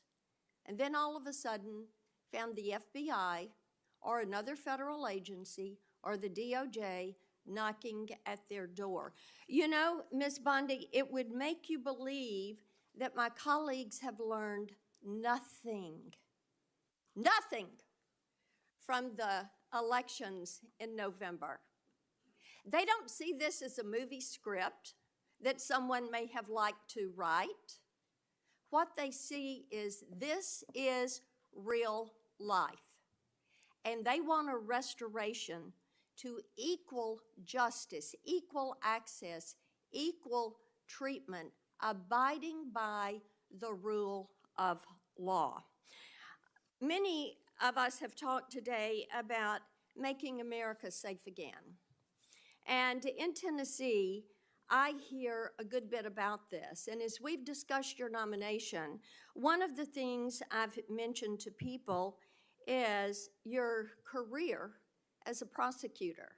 And you have touched on that some today. And you are bringing that insight of being a prosecutor to bear. And I do appreciate that. Now, one thing that I think is noteworthy, and in preparation for the hearing, I looked some of these numbers up. During President Trump's first term, violent crime in this country actually fell. Yes. It fell by 17%. And in the first 2 years of the Biden administration, it soared by 43%. This is crime that is taking place in all of our communities. We've seen a rise, whether it's California or Tennessee, we have seen a rise. So I want you to talk to Tennesseans, to Californians, to all Americans about what you're going to do to get this crime rate down in this country. Senator, thank you for that question. And despite the questions from Senator Schiff, I look forward to working with you and the state of California to do everything we can to fight violent crime in California. And you know as well as I, that crime is only going to go through the roof now after these forest fires. You're going to have looting. You're going to have price gouging. You're going to have so many things that I have dealt with in the state of Florida, and I am committed to working with California just as much as I am committed to working with you, Senator Kennedy, in the tragedy that just took place in Louisiana, given all the human beings that were murdered in your state. And we have the Super Bowl coming up in less than 3 weeks now, I believe, Senator. I've been a little busy. But we've got to ensure, if I'm confirmed, that everyone in this country is safe. Let me move on with you to something else that's about law and order, and that is Section 1507. Because making certain that our justices are protected is important, and we also, with our judges, Section 1507 makes illegal any protest outside of a judge's residence if the intent is to influence the judge's decision-making. And we have heard about the protest outside of justices' homes where they were shouting loud and clear things like, and I'm quoting some of that, "If you take away our choices, we will riot," end quote. Another one, "No privacy for us, no peace for you," end quote. In other words, if the justices did not vote to uphold Roe and Casey, the protesters would continue to harass them. Despite this clear violation of the law, Merrick Garland did not bring a single charge, not one single charge, under Section 1507. Will you commit to faithfully enforcing Section 1507 as Attorney General? I will faithfully enforce that law and all laws that I am asked to review. And Senator, I watched that on TV and it horrified me, the protesters outside their houses.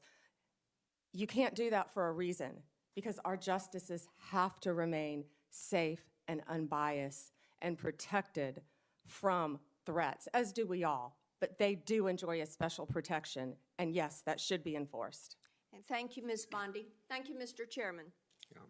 We'll now have our second round that I announced earlier. We'll each have 4 minutes. When we were talking in my office, I brought up the importance of your listening to whistleblowers. And about 30 or 35 investigations I've got underway of the executive branch, and not just because of a Democrat president. Some of them are probably carryovers from Republican presidents. It's very important that the executive branch understand the cooperation that you must have with us to carry out our responsibilities to see that the president faithfully executes the laws. And I think that too often whistleblowers, being patriotic people they are, wanting government to do what government's just supposed to do, and find something wrong, they want to report it, and they want to report it within the agency. They don't come to Congress unless they don't get any help in the executive branch.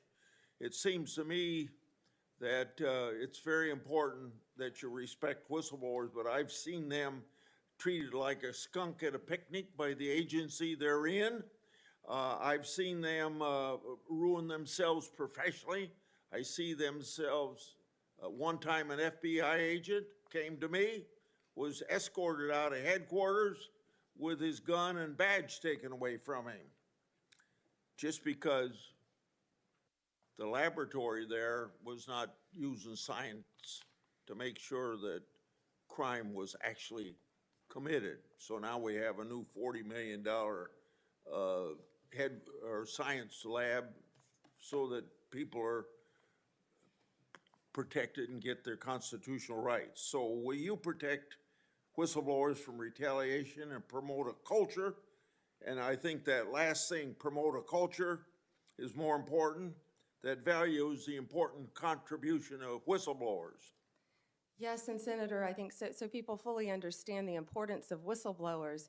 They have to be able to tell the truth and come forward without fear of retaliation. And Yeah. that's the purpose of the whistleblower And statute. when there's retaliation, the taxpayers' money's paying for that retaliation in most cases. The Biden Justice Department issued guidance telling prosecutors to stop charging mandatory minimums and ignore laws setting penalties on drug type. It also allowed folks to pay civil and criminal fines to politicize non-government organizations instead of the government treasury. I put together a list of their guidance. I find it very concerning and unfair to the taxpaying public, and I'd like to have you review those policies very soon after you're confirmed. Absolutely, Senator. In regard to antitrust, enforcing antitrust laws is extremely important to ensure that markets are fair and that consumers are protected. I've been active in making sure that the Justice Department and the FTC carefully scrutinize mergers and that they look out for anti-competitive behavior and predatory practices. I keep a close eye on these issues as they impact my state of Iowa, and particularly agriculture, healthcare, and technology industries, and I'm interested in your commitment to make antitrust enforcement a priority. Antitrust enforcement was a priority when I was a state AG, and it will be a priority if I am confirmed as Attorney General. And again, I am so proud to have Gail Slater handling that. She is Do you agree that? loved by both sides Okay. of the aisle. Well, my time's up. Go ahead, Senator. Go ahead if you want. Okay. The Civil Rights Division in your department, if you're head of it, supposed to enforce laws against race and sex discrimination, but under the Biden administration, the Justice Department has arguably promoted discrimination and turned a blind eye to racist hiring practices. Do you agree that race and sex discrimination by employers is illegal, even if the discrimination is called diversity or equity? No one should be discriminated against. Go ahead. I'm done. You owe me 44 seconds. Ms. Bondi, I'd like to say something, and I hope you agree with it. Violence is never acceptable when it comes to political expression. Period. I think I said that initially. Yes, I do agree. Of course I agree.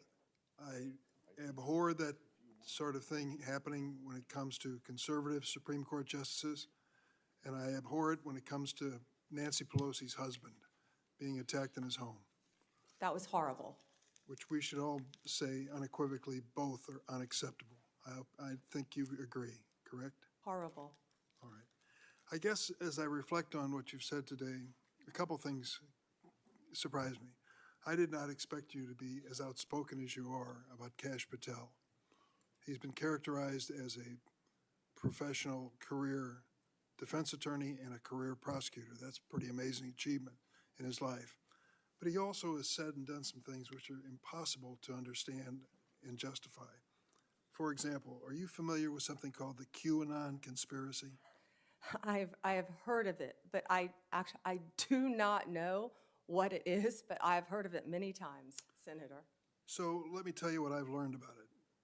Its core belief is that a cabal of satanic, cannibalistic child molesters are embedded within our government and are conspiring against President-elect Trump. They asked Mr. Patel about it, and he said, quote, "I agree with a lot that the movement says," end of quote. Does that sound like a good preparation to run the FBI?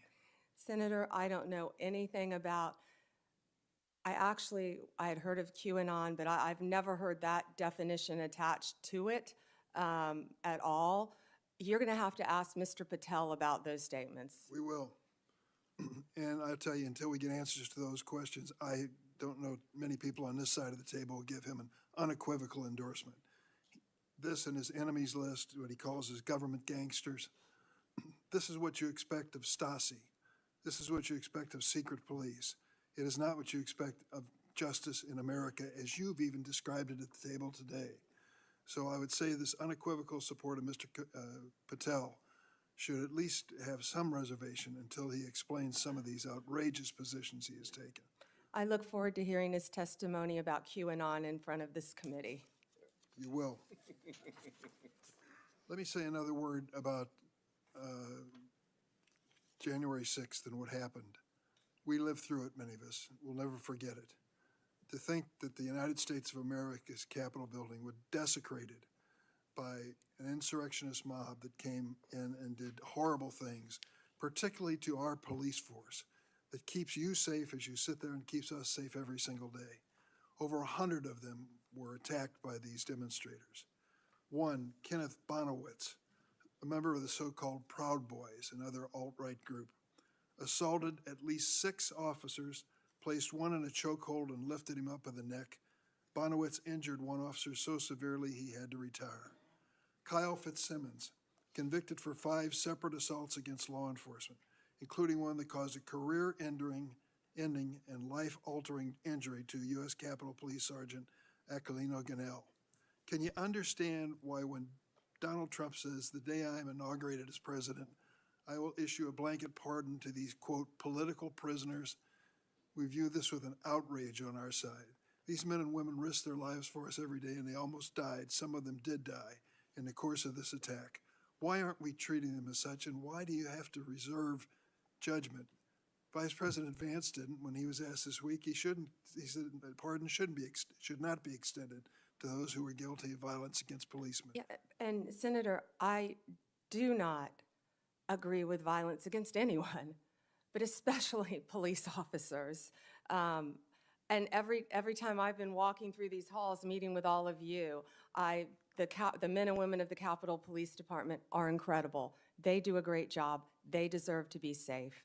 And I do not agree with violence against any police officer. I would hope. I never have, Senator. You weren't able to answer my question affirmatively earlier, but I would hope that if this moves forward in a positive way on your nomination, you will speak up at some point on behalf of these police officers who are keeping you safe today and your family safe. I yield. Okay. Before Senator Graham, I want to enter into the record without objection from the members of this committee letters from law enforcement groups who support Ms. Bondi's nomination. These groups include the Fraternal Order of Police, the National Sheriff's Association, the National Association of Police Organizations. They praise her, quote, support for law enforcement, crime prevention, and public safety, end of quote, without objection. So ordered. Senator Graham. Thank you. Well, I've been gone for a while, so they're asking you about Kash Patel. It must be going pretty well. You didn't miss anything, Senator. So that's just an observation. So anyway, thanks to my colleagues on the Democratic side. It's been a good hearing. And a couple things. Pardons. If somebody applies for a pardon, you'll give the president legal advice as to whether or not he should grant it. Is that the way the system works? Yes, Senator. Okay. So rather than prejudging what you would do, you would look at the application and give him your best advice, and you don't like people who beat up cops. Correct. I hope no one does. Yeah, okay. Fair enough. So let's just get back to the process. I'm not going to speak for the president, Yeah. but the president does not like people that abuse police officers either. Yeah, well, the hope is that through this pardon process, you'll make a rational decision based on the applicant rather than deciding the outcome in a Senate hearing. That's all I'm asking. That's what I would want if I represented somebody. I'd want at least to be heard. Now, Section 230, are you familiar with it? Yes, Senator. One thing that unites this committee is protecting children and society at large from social media abuse. We passed online privacy legislation. Senator Durbin's been great to work with. Everybody, Klobuchar, we're all trying to find out how to empower people who may be victims of social media. To empower a parent whose child's been bullied, when you call the social media platform and they blow you off, you go to court and they kick you out of court because of Section 230. sexual exploitation of children on the internet. We've heard stories that make us just break our hearts. We're united of trying to give people a say. If they take your content down, you're appealing to the people who made the decision to take your content down. So what I want to do, along with Senator Hawley, everybody, is repeal Section 230 or replace it with a system that empowers consumers who may have been hurt. Do you agree with that? Senator, I would love to look at that with you. I'm not familiar with what you want to do on the issue. I've talked to Senator Klobuchar. I think Senator Durbin and I may have even discussed it, but I'm committed to looking at that with you. There are so many issues online that's one of the things. We have to find things that can bring us together now, and this has to be one of them. Well, just protecting our children. Here's what FBI director said, Ray, where you agree with him or not, I agree with this. I see blinking lights everywhere I turn regarding the national security threats. Does that make sense to you? Yes, Senator. I was looking at that, the date of that. That was a year ago. Yes, Senator. I also heard about, I haven't seen it yet, his 60 Minutes interview that was very troubling to me for our country. Right. We know we found 8 guys from Tajikistan that were released, caught again because they were tied to ISIS. So the point I'm trying to make is January 20th, we own this. I just urge you, to the extent you can, to urge the president to secure that border. We need money. The idea of moving money around from defense is not going to cut it. We need a lot of money for bed space, to finish the wall, do technology, hire ICE agents to accelerate deportation of people who are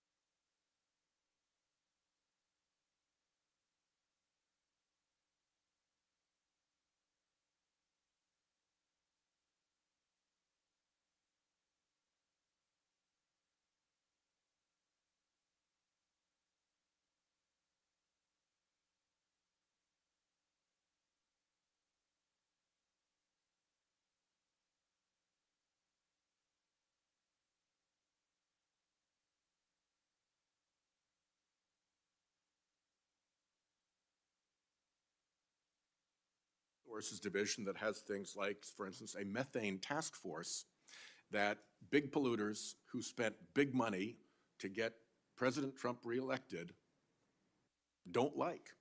And they're going to be coming to you to say, hey, we don't want a whole lot of enforcement on this. Methane leaks, carbon dioxide leaks, it's a pollutant, polluting our water, polluting our air. Will you be strong when that happens? Senator, if you haven't learned yet, I'm pretty strong and I'm pretty independent. And I think you and I spoke about this in your office a bit. I don't know a lot about that issue, but I am committed to meeting with the ENRD division and talking to you about it. I wish I knew more about the issue you faced, but I don't. But I'm committed to absolutely looking at it and doing what I can to help you in your state. I don't want environmental prosecutions to be an ignored stepchild subset. It's law just like any other law. The second question that I'd like to get to goes back to Chairman Grassley's opening comments, that it's going to be really important for the Department of Justice, under your leadership, to answer questions from senators, both Republican and Democrat, and to give us real answers. Sometimes the best oversight comes from the other party. And indeed, sometimes the best oversight comes from one senator who sticks to one issue and persists at it without necessarily support from the rest of the committee.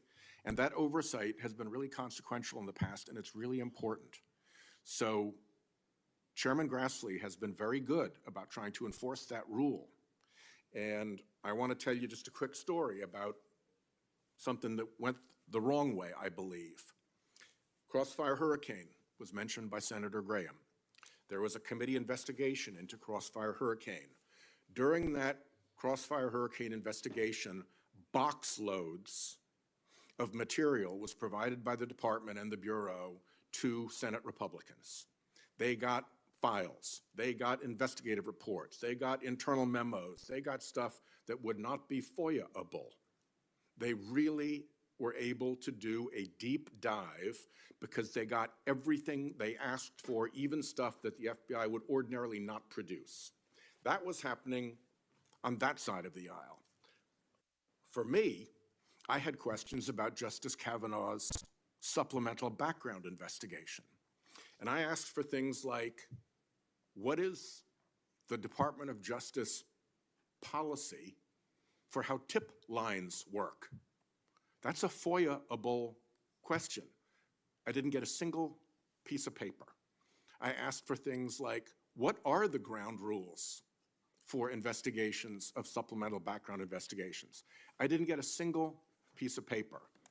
Senator Graham called the Deputy Attorney General up into his office to say, will you guys please knock it off and give this guy some information?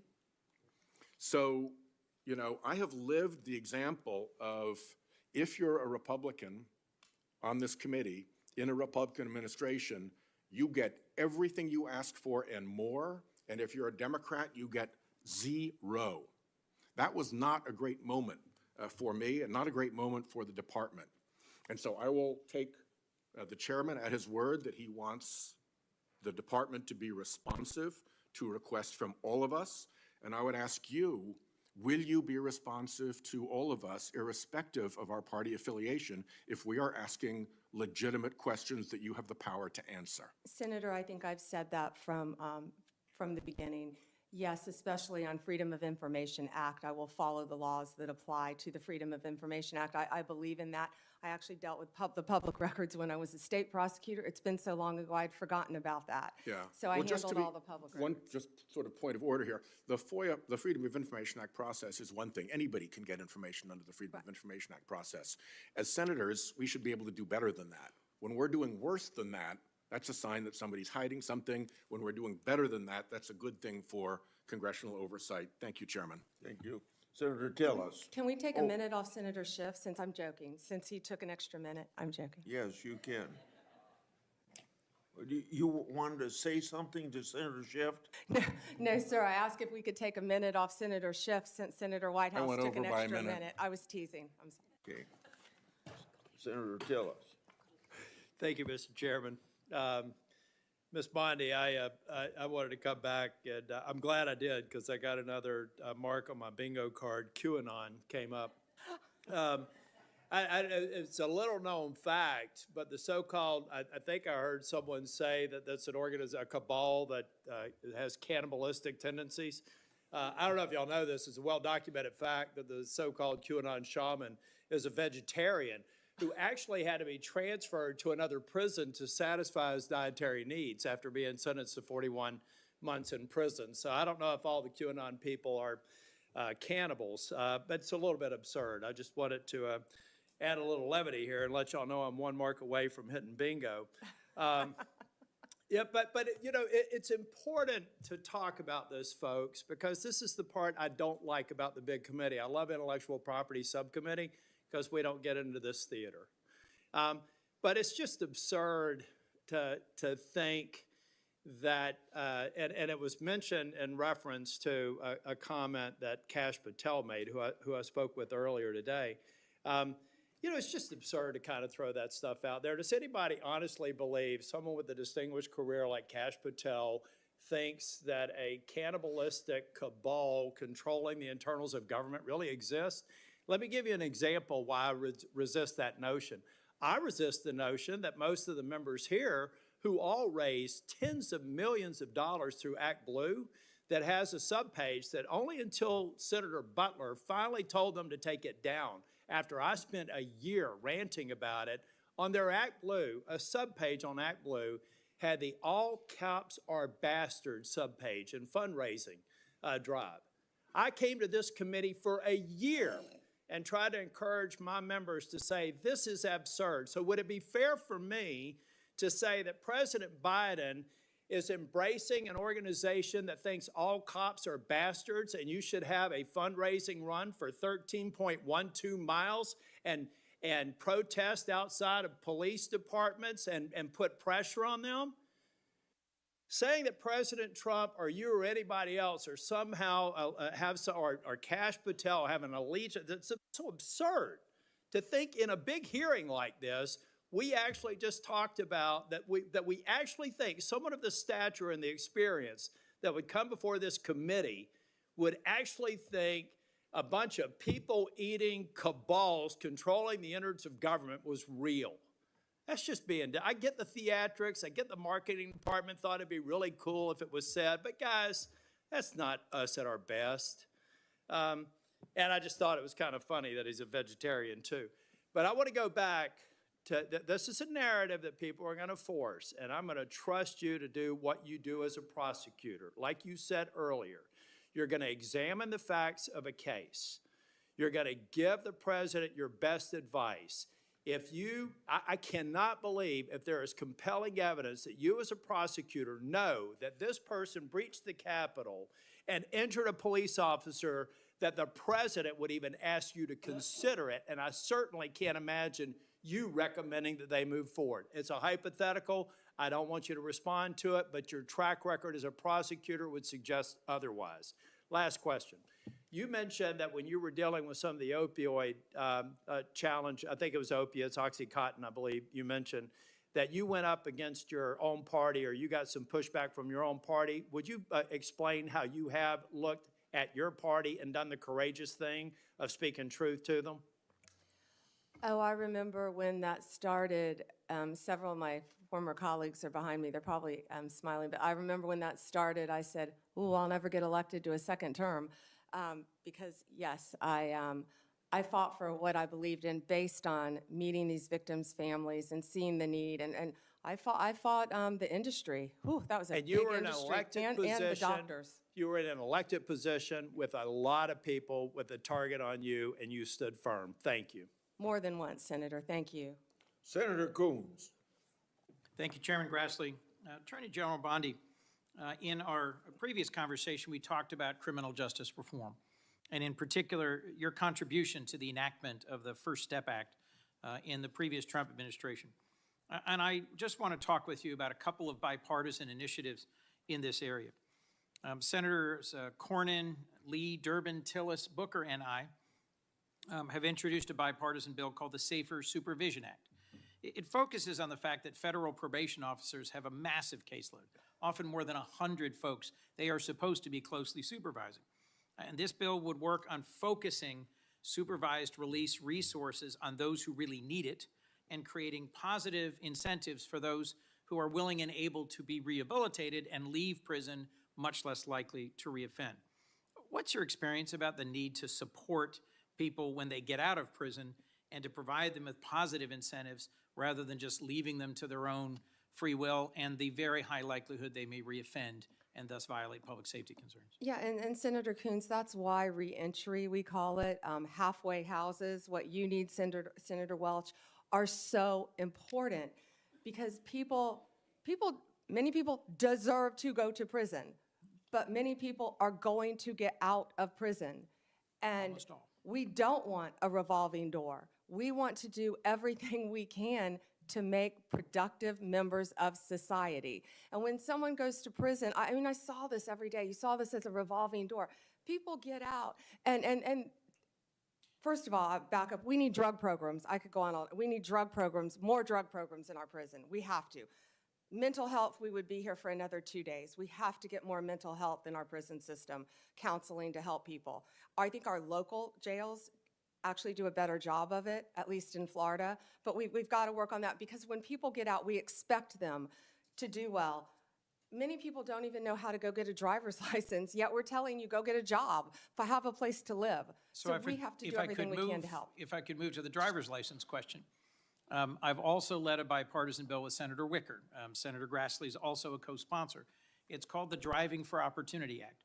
And it recognizes that in many states, there is a practice of suspending driver's licenses where someone is too poor to pay their court-related or public safety-related fines and fees, but where the driver's license isn't suspended because they're dangerously driving. It's just because they haven't paid their fines and fees. And then without a driver's license, they lose their job or they're not able to get a job. Would you be willing to work with this bipartisan group of us on these two bills, Driving for Opportunity and the Safer Supervision Act? I would love to read both of them, and I was unaware of that happening with driver's license. Last two questions. Clemency, as we discussed, often near the end of an administration, there's a rush to consider pardons. Would you be willing to work at a more institutionalized clemency process where there aren't just lots of commutations near the end of a term, but where there's a regular process where the DOJ and the clemency process is looked at to see whether there are reforms that should be made and recommendations that could be made to the president throughout his term? I would love to look at that process. I can tell you that the pardons, the commutations that Joe Biden just made were abhorrent to me, absolutely abhorrent, taking people off death row. I looked at the facts of many of those cases, and they were so troubling to me. I don't know what process you intend to implement, but I would love to study that with you. Well, we talked positively about your experience and mine with drug courts, veterans courts, mental health courts. There are some things we will continue to disagree about and other things I hope we can work on together. Thank you. Thank you, Senator. Senator Lee. Thank you, Mr. Chairman. Ms. Bondi, as you're aware, criminal justice reform has been an important part of my role on this committee. I worked for the better part of a decade with Senator Durbin, Chairman Grassley, Senator Whitehouse, Senator Cornyn, Senator Booker, and a bunch of others to eventually pass the First Step Act, which President Trump signed into law in December of 2018. The First Step Act, as the name implies, was intended to be the first of multiple steps. Much remains to be done, including with the implementation of the First Step Act. The credits available under the First Step Act are still being implemented and need more. I assume you'd be willing, if confirmed, to help us continue to implement the First Step Act. Yeah, yes, Senator. And also, I just learned, it's my understanding, I don't know for fact, but it's my understanding that a lot of those beds for halfway houses, for reentry, have not been filled under the First Step Act. So if that's true, I want to look at that right away and figure out why. Right. And I think other reforms like the Safer Supervision Act, of which I'm a co-sponsor, can also be helpful on that front. It's always important to make sure that we're running, although ours is not the largest criminal law enforcement institution in the country, meaning the states themselves have far more criminal cases, far more prisoners under their jurisdiction collectively than the United States government does. And nonetheless, it is a significant presence. And states often look to the federal government, sometimes for good, other times for ill, on leadership as to where they should take their own criminal justice system. And so it's important that we get this right, and especially given that we've been wrong at times in the past. I also think it's important to address the topic of overcriminalization. A few years ago, a few of us on this committee decided that we wanted to find out how many federal crimes are on the books. We reached out to the Congressional Research Service, the CRS, whose job it is to answer such questions like this when members have these questions. The answer that came back was stunning. The answer that came back was to the effect that the answer is unknown and unknowable, but at least 300,000. A lot of the reason for this is that there are a lot of instances in which federal regulations impose criminal penalties. Impose criminal penalties often without Congress independently enacting anything, just using some sort of delegated lawmaking authority from Congress, which ought not be okay, but incorporating elements of a criminal offense into a criminal regulation, which we add to the Code of Federal Regulations at a clip of around 100,000 pages a year, give or take, depending on which parts of the Federal Register that you add to the CFR at the end of each year. This seems highly problematic to me for multiple reasons. Reason number one, of course, are that Article 1, Sections 1 and 7 make clear that you cannot make a federal law or change a federal law without Congress, without both houses of Congress passing the same text, submitting it to the president. Reason number two, Oftentimes when this happens, you end up with an either absent or hugely ambiguous mens rea, meaning the standard of intent with which one must have acted in order to commit the criminal offense in question is often absent or at least so murky that nobody can tell what it means. Both of these things, of course, lead to huge problems for defendants and for the liberty interests of the American people. So I'd ask that you, if confirmed, help work with us on these things and share any thoughts you might have on them. Good morning, everybody. I welcome all of you to this very important hearing to consider the nomination of former Florida Attorney General Pam Bondi. She's serving as the 87th Attorney General of the United States after her approval. Congratulations to your nomination, Ms. Bondi, and thank you for your willingness to serve. I thank Senator Durbin for his leadership as chairman of the committee over the last 4 years. Although he and I have differences of policies, I think the public could say we worked well together on many issues over the years. As he steps into his role as ranking member, I will work closely with Senator Durbin to serve the American people. I also would like to welcome three brand new members of the committee and a person that's repeating his service here after a stint off. I welcome to the committee Senator Britt, Senator Schmidt, Senator Crapel, and Senator Schiff. Welcome. Before we get started, I'd like to set out a couple ground rules. I want to handle this hearing using a similar structure to how Senator Durbin handled the nomination hearing of Attorney General Garland. I want everyone here to be able to watch the hearing without obstruction. If people stand up and block the view of those behind them or speak out of turn, it's not fair or considerate to others, so officers will immediately remove those individuals. Now, before I turn to my opening statement, let me explain how we're going to proceed today. I'll give my opening remarks, and then I'll invite Ranking Member Durbin to give his opening remarks. Then I'll call on Senator Scott and Schmidt to introduce this nominee. And following those introductions and Ms. Bondi's statement, we'll begin the first round of questioning. Each senator will have an initial 7-minute round for question. After the first round, we'll do a second 4-minute round of questioning. Members should do their very best to adhere to these time limits so that we can proceed efficiently with the hearing. We're here today to considering Pam Bondi's nomination to serve as Attorney General of the United States. Ms. Bondi, for a second time, I thank you for your nomination, willingness to serve, but more importantly, serve the important role of Senate's advise and consent process. You're nominated to one of the most important offices in our country. It took let's see, a lot of work on your part just to get here today.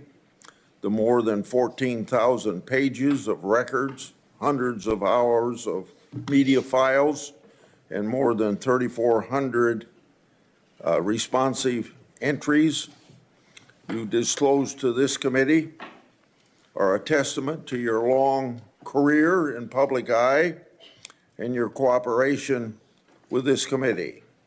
I'd like to also thank your family for being here today.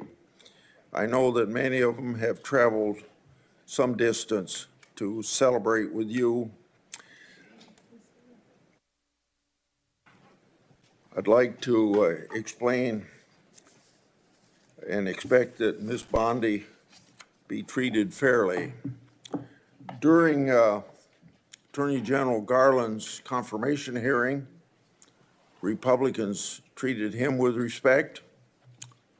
We asked tough but fair questions, and we ultimately voted him out of committee on a bipartisan basis. Although Attorney General Garland wasn't who we on this side of the aisle would have chosen to lead the Department of Justice, we recognize that President Biden won that election and that he was entitled to choose his Attorney General. We were ultimately disappointed with some of the things that General Garland and his department did, but at the time of his nomination, we gave him the benefit of the doubt. As the recent terrorist attacks in New Orleans and around the world have shown, our national